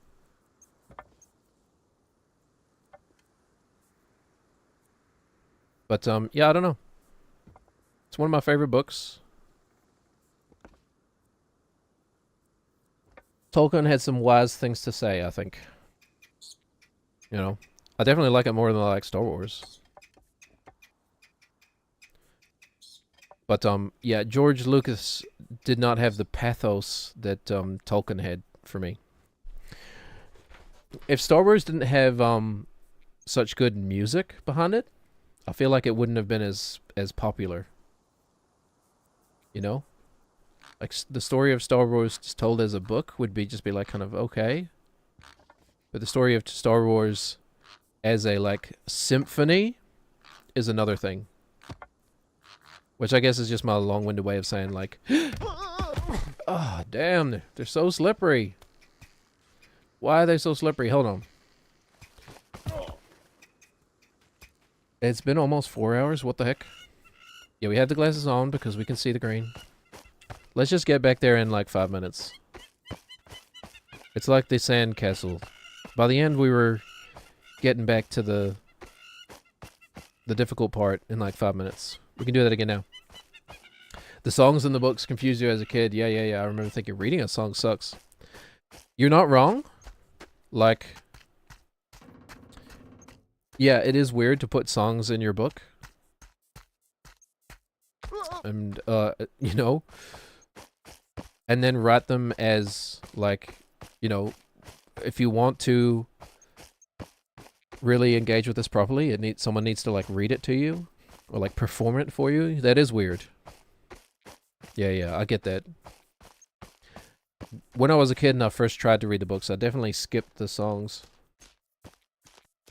But as I got older and got more of appreciation for poetry, I read them as poetry now, as I would read poetry. I don't read them as songs, but they still kind of work for me as poetry. But yeah, it is weird. Here's a song that you'll just have to imagine how it's supposed to sound. You who may or may not have any sort of musical training. It's such a long walk back, man. Just the walk back while you think about it. I do think Tolkien made some like wise observations about what makes humans humans. And ultimately I think that's kind of why I like it so much. It cuts to some quite universal experiences maybe. The Longest of Walks, man. The Long Walk. You ever read that book? That's a movie now, right? Stephen King. Published under the pseudonym Richard Beckman.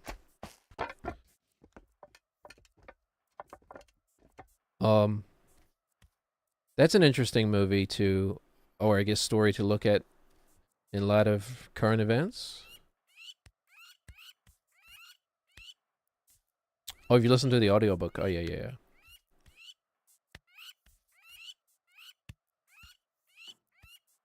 For a book that came out in like the 70s that he wrote when he was like 19, it's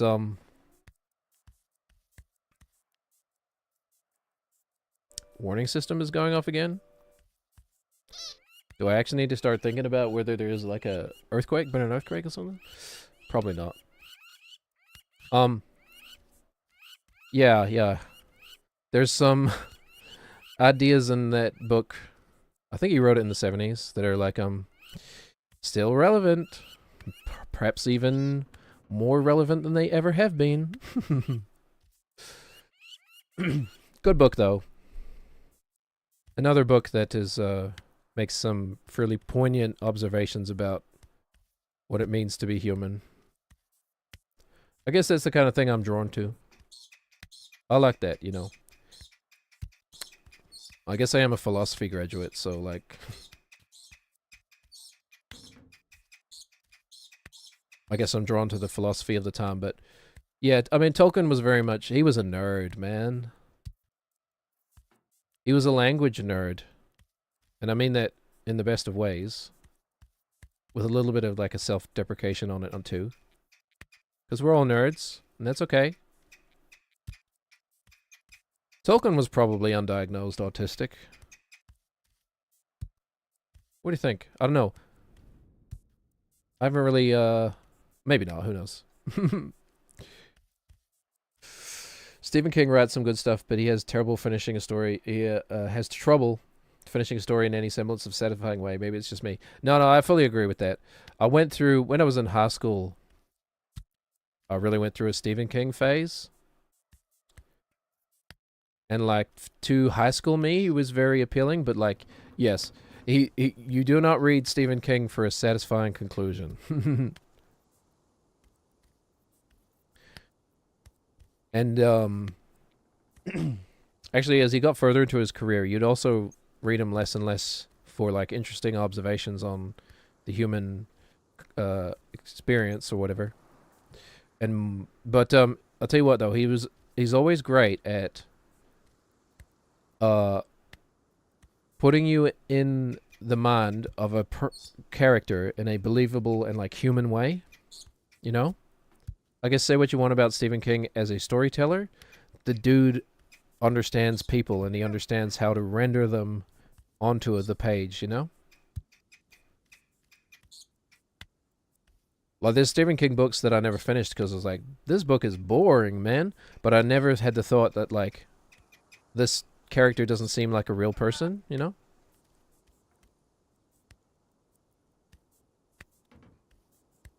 He's a character writer. That's his real strength.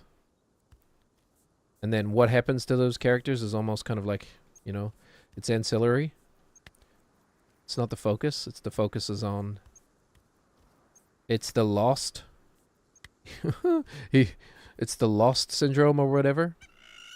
Like, oh, I'm sorry you wanted answers? Here's a season-long epilogue about how these people feel when they... I should actually probably not spoil Lost, in case anybody hasn't seen it. Favorite Stephen King book is 11/22/64. Yeah, it's great. It's yeah, I had a great time with that, and most of the book is just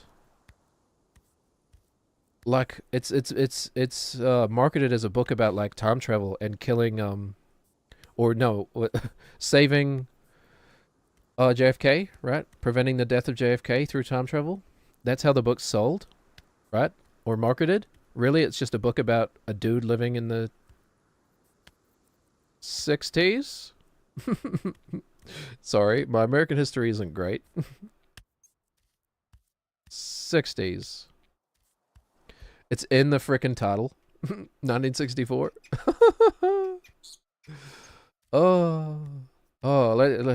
Let's just chalk that up to a brain fart, okay? Yeah. About a dude living in 1960. Well, he's not actually living in 1960. Excuse me. Did he start out in like 1961 or something, and then he needs to wait 3 years, or I can't remember. But yeah, that book is a great example of like character relationships, you know, over plot. Well, it still has a pretty decent plot, right? Like I remember the because his first goal is to save, what is it, like to save his teacher or something? Was his teacher or the like caretaker at his school? His family is like murdered or something? It's been a while since I read it. I don't remember the details, but like that's his first goal. And that plot line is compelling. But then it just kind of disappears, and then it just becomes, what's her name? Is her name like Sadie or something? Just basically becomes a dude falling in love with a woman in the 60s.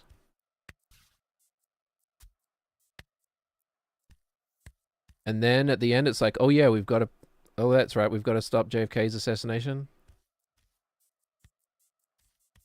Kind of spoilers, but not really. Anyway. He does a great job of just like, you know, putting you in the mind of that person living in the 60s. And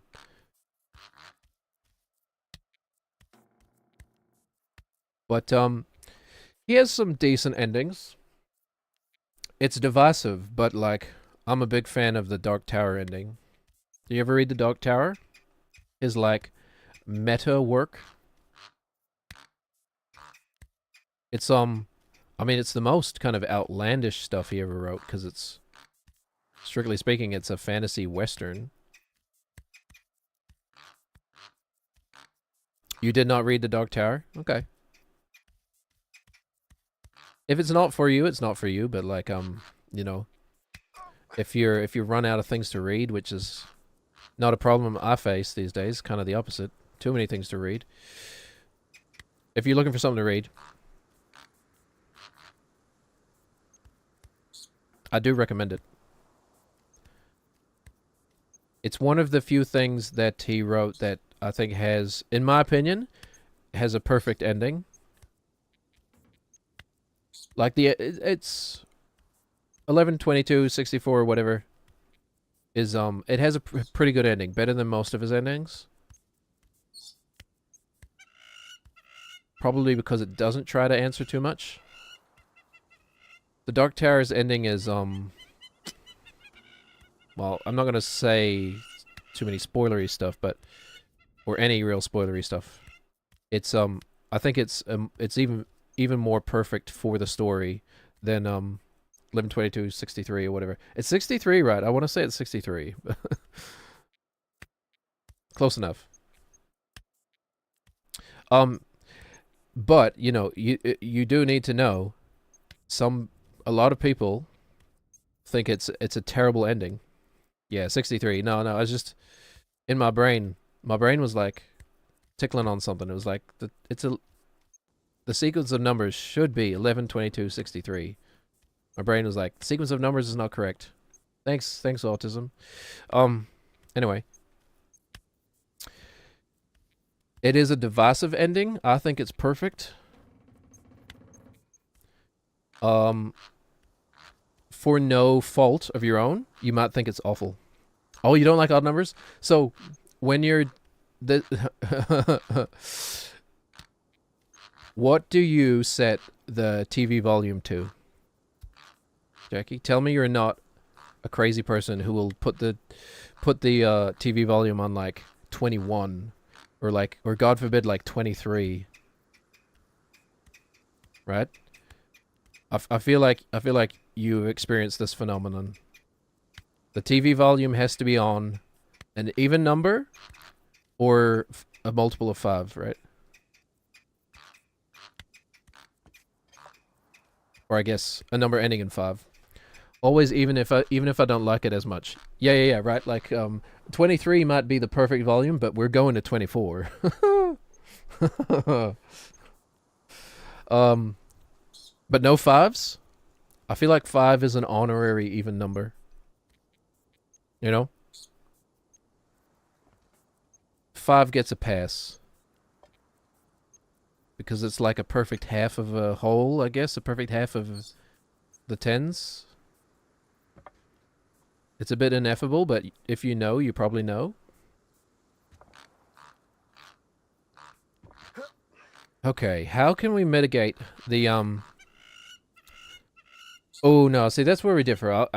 I can't abide a 9. Sorry, 9s. Sorry, 9 fans out there. 5 is okay. But a 9? Ooh, no.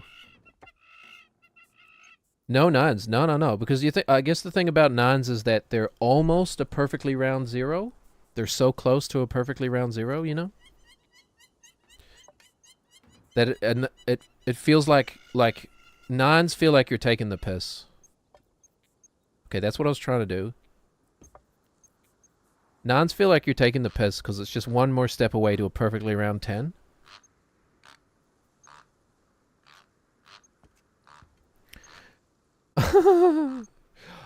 I will say though, yeah. The mathematics of 9 is beautiful. You're right. As you ever I used to teach people to, you know, not that I taught times tables, but just as like a little aside, interesting aside, because that's what school is about in my point of view. Oh my god, they're so slippery. Oh, we're actually over time too. Hold on. Having too much fun. You know that trick where you can like do the 9 times table on your fingers? Where you can yeah, you did skip 54. You know that trick where you lower one of your fingers and it gives you the 9 times table? Right? Like if you put all your fingers up. I wish I could do it. Hold on. I can't. Well, you know, there's a microphone on my face. Surprise, surprise. hold up all your fingers and you put one finger down, and if it's your third finger, you're left with 2 on one side of that finger, and then yeah, even Nate fell. 2 on the it's because I put the controller down in my lap and it's like it's engaging the trigger, which is the nerdiest way of saying that. Engage the trigger. My fingers do work. It's more of a camera issue at the moment.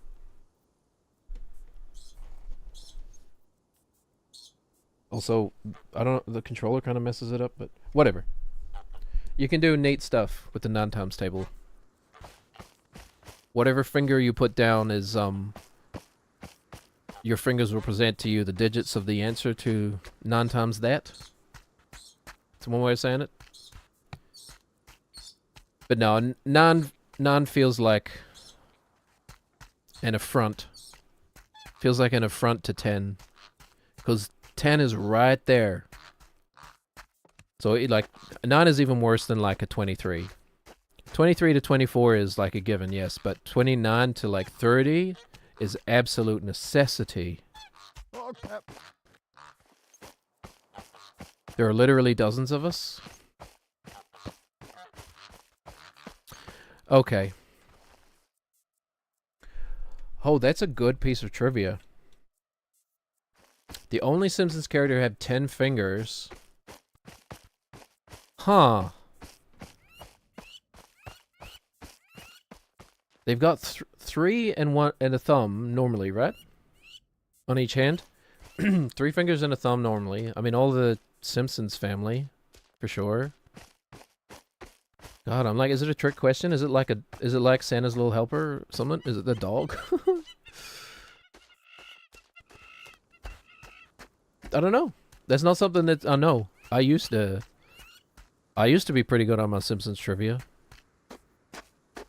Back in like the 90s and early 2000s. Does anybody include like anything beyond like the first 10 seasons in the Simpsons trivia though? Like I feel like we just disregard all that in the conversation about trivia.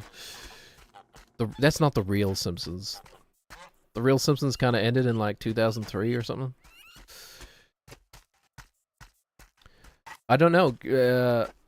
Inform me. Who is the only Simpsons character to have 10 fingers? There's the three-eyed fish. Remember when the three-eyed fish was like a big element of The Simpsons? Does that ever even come up again? I mean, I guess I remember when Flanders was a well-rounded character, not just a hiddly-doodly machine or whatever. They had a mathematician as a writer, and he felt the need to explain why they don't have an 8-number system. Oh, okay. So God has 10 fingers. Oh, that kind of makes sense. Well, yeah, right? Like if you grew up in a society of 8 fingers, you'd probably have a base 8 understanding of mathematics. Yeah, that makes sense. You know what I have to say to that person? Nerd. Nerd. No, that's cool. I'm joking. One of us. One of us. Futurama had great stuff like that too, right? Yeah. You like Futurama too? It might even be like some of the people on Futurama worked on The Simpsons as well, right? So it might even be like one of the same people, but Futurama's full of math jokes. And like very complicated math jokes too. That like are not even intended for laymen. I think also they there's an episode of Futurama which is centered around like body switching. And I think they literally published a paper on the mathematics of like I'm trying to remember the details. It's like 2 people switch. It always needs to be 2 people switching bodies, like their consciousness switching bodies. And then like what's the fastest way of getting everybody back into their original body? It's like a mathematical not a constant, but it's a mathematical equation. Kind of, it's like in the same sense that the like chicken and the fox and the hen. No wait, I said chicken twice. What is it?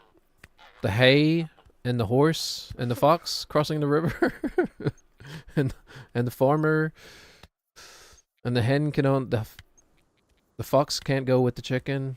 Same sort of thing. But there's a paper out there that comes out of that Futurama episode, published by the writers, on the mathematics of body switching and the shortest algorithmic way of getting everybody back to their own original bodies. Anyway. Yeah. So, yeah. None. I think you were saying, Jackie, you love it being Futurama.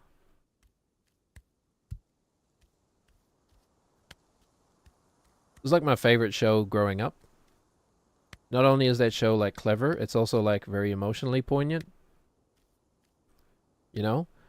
Like, I did not expect a show about like goofy aliens and robots to go into the emotional depth of what it means for somebody to just disappear, you know? Like the setup is, oh, he got frozen and then he woke up 1,000 years later. And then it's goofy enough where you like, where at least for me, I didn't even really think about the notion that like he had a family and he just disappeared. And how did his family deal with it? You know, in like in my cartoon. Anyway. Oh, the 10 fingers thing. Yeah. Okay. Like Futurama, but only saw a few episodes in passing. Okay. Well, yeah, if you like math jokes, there's a lot of math jokes. And physics jokes, too. Physics jokes in Futurama. The first, like, 4, 5 seasons? I'm trying to remember. It's a weird show because it's like a zombie show at this point. Oh! I had already given up.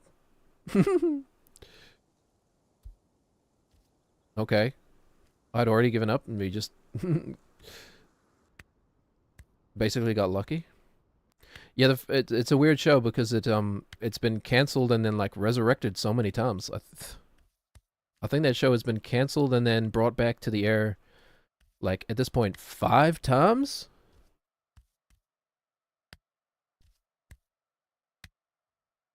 Five might be one too many. 4. I'm pretty confident in saying 4 times, or maybe 3 times, and that would mean that it's had 4 lives. Anyway, it's been canceled and then brought back multiple times. So, you know, that's bound to cause problems behind the scenes. But it's actually remained a pretty consistent show over all those cancelizations, which is like a feat in and of itself. But like the first 5 seasons before it was cancelled originally are great. Probably not much that came after that lives up to those original seasons, but they're not bad. They're not bad.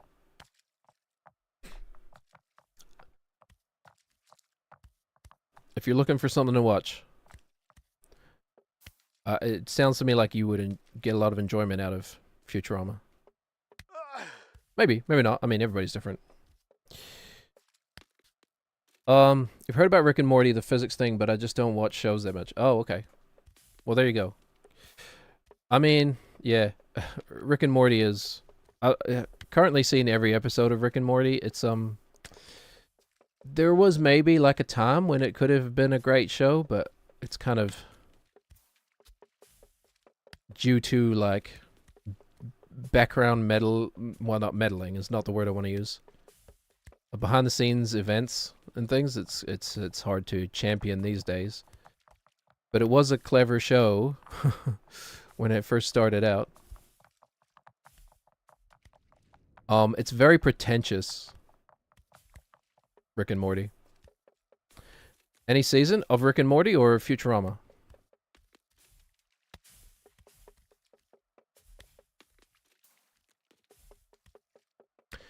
Because the answer is, I mean, either way, the answer I think is not really. There are, Rick and Morty. There are specific episodes of Rick and Morty I would recommend if someone was trying to get like a feel for what they're in for. Rick and Morty does a lot of things. It has like these meta narratives running in the background that it executes on quite well. Well, so on like the surface, it presents itself as kind of one of these shows about, oh, wacky sci-fi adventure of the week kind of thing. But the more you watch it, the more you kind of get the meta narrative running in the background of like what's going on in a wider sense. But I usually recommend if people aren't sure if they want to watch Rick and Morty and they can't really commit to giving the first season a full try, I think the third episode is when I started to like the show. I think that's the one. I might have to double check. I didn't like it at all the first time I watched it. Let me just quickly look it up. List of Richard and Mortimer episodes. No. I watched the first episode years ago, like when it first came out. Someone was like, "Oh, you'll like the show. You got to watch it." I watched the first episode and I was like, "No, I don't really like it." And then maybe like 2 years later, I watched like another episode and I was like, still not great. But there was a particular episode. Yeah, it's not until I watched episode 4 that I was like, "Oh, okay, I see why this show is getting praise." So I would recommend.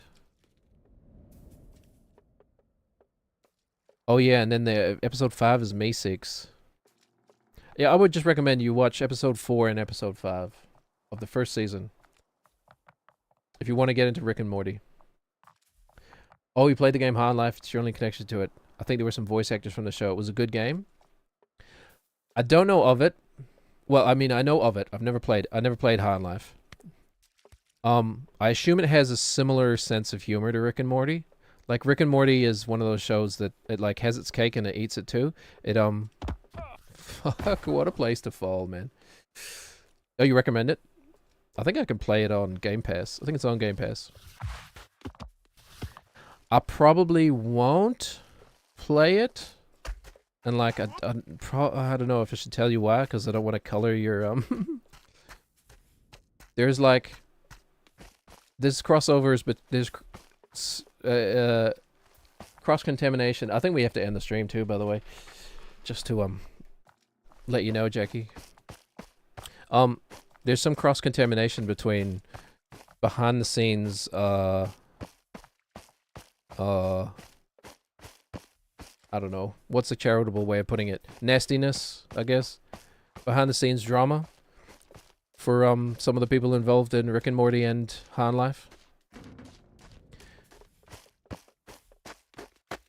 So, you know,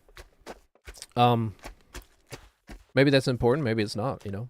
Nothing wrong with separating the art from the artist and stuff like that, but I probably won't play High on Life for those reasons. Yeah, I don't know. But Rick and Morty has its cake and eats it too, right? Because it's got actual clever, smart jokes in it, but it also has like stupid toilet jokes. But they work. Yeah, you can respect it. Yeah. I mean, that and I have more video games than I can finish in my entire life, probably. So it's like, it's not as noble as it sounds. It's like, well, I still gotta play Cyberpunk at some point. I never finished The Witcher 3. You know? It's like with with a dearth, or sorry, a wealth of options to choose from, we can afford to be picky, you know? It's not like I'm sitting here being like, Pong? No, no way I'm gonna play Pong. Did you hear the guy who programmed it beat his wife? I don't know why I went with that example. No, thanks. I'll just play Defender or whatever. What was like the other game? What was the other game when Pong was around? I don't know.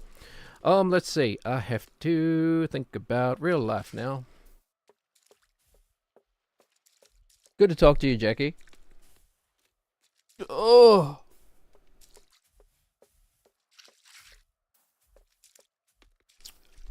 Yeah, I've owned Cyberpunk for a long time.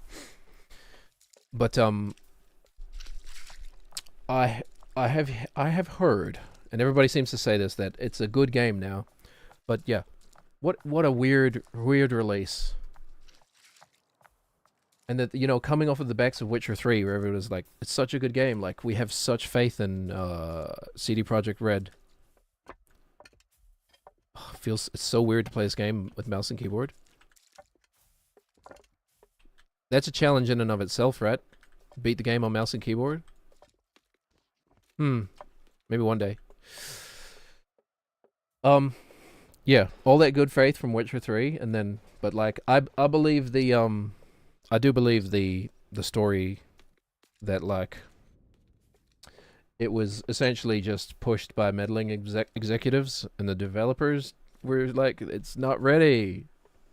Like, I don't blame the developers for that release, but you know, they credit where it's due. I think they have pretty much fixed all the bugs. They've updated the game. Now it's finally finished. It's probably been a while that it's been finished, but I'd like to play that game one day. I'm a big fan of the cyberpunk aesthetic. More and more common these days with the executives meddling. Yeah, I mean, the modern game industry is yeah, there's a lot to say about it. It's every kind of like new medium, new art form, it goes through like a life cycle of like passionate creators doing the hard work of building the foundation of something, you know, because they want to, because there's no money in anything when it's first created, right? There's no money in Pong. I know it wasn't necessarily the first video game, but and then it gets like more and more and more commercialized until it's like dystopian hell, late stage capitalist hell, right? And that's where we're at the moment, with like microtransactions in every game and games as a quote unquote service, which is just another way of saying, hey, we want you to pay for this one product many times over. Oh, and subscription services, and use your Twitch Prime on me, by the way. Subscriptions down the bottom. That's a joke.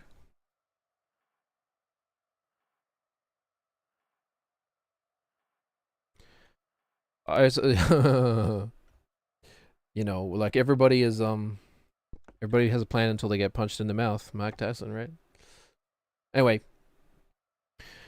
we'll have more of this madness tomorrow. Same time tomorrow. And yeah, I mean, I have to approach those greens with something. I need to change my approach, because they're just falling at the exact same point every time. But at least we're getting the pillars down to a reasonable time. I think we've got to the end. Well, the midway point, like four or five times, which I think it took me a whole stream just to get there once. So, you know, slow progress is progress. Thanks for being here, Jackie. My name is Elvis Laserbeam. I stream 4 days a week. If you like what you see here, please click the follow button or the subscribe button, whatever it is on your platform of choice. I don't know, nor do I really care, if I'm being honest. Just click the button, or don't. It's up to you. But if you do like what you see here, and you want to hear more of my ramblings, Let those nines in. Oh, I'll try. I'll try. You know what? It'll be a good exercise, a philosophical exercise in critical thinking, to train myself to not be emotionally weirded out by nines. Because logically, there's nothing wrong with 9. It deserves to exist just as any other number does. But yeah, you know, if you like what you see here, click the button. I'll be back tomorrow with more. Thank you very much, and be nice to everybody. Or sorry, be nice to each other, everybody. Don't be nice to everybody. That's kind of a bit of an odd thing to say. But try to be nice. See you later, Jackie. And see you later, everybody else. Have a wonderful day. I'm Yorick, and I'm Yorick. Not enough egg jokes, huh? Not enough egg jokes today. You can tell how much effort I put into the stream by the number of egg jokes. Sunny side up. Sunny side up. Okay, we'll work on it. We'll be back. We'll work on something and we'll be back with it tomorrow. Okay, bye everybody. Have a wonderful day. And be safe. Ultimately, be safe. Yeah, look out for yourself and your loved ones. That's all. Okay, goodbye.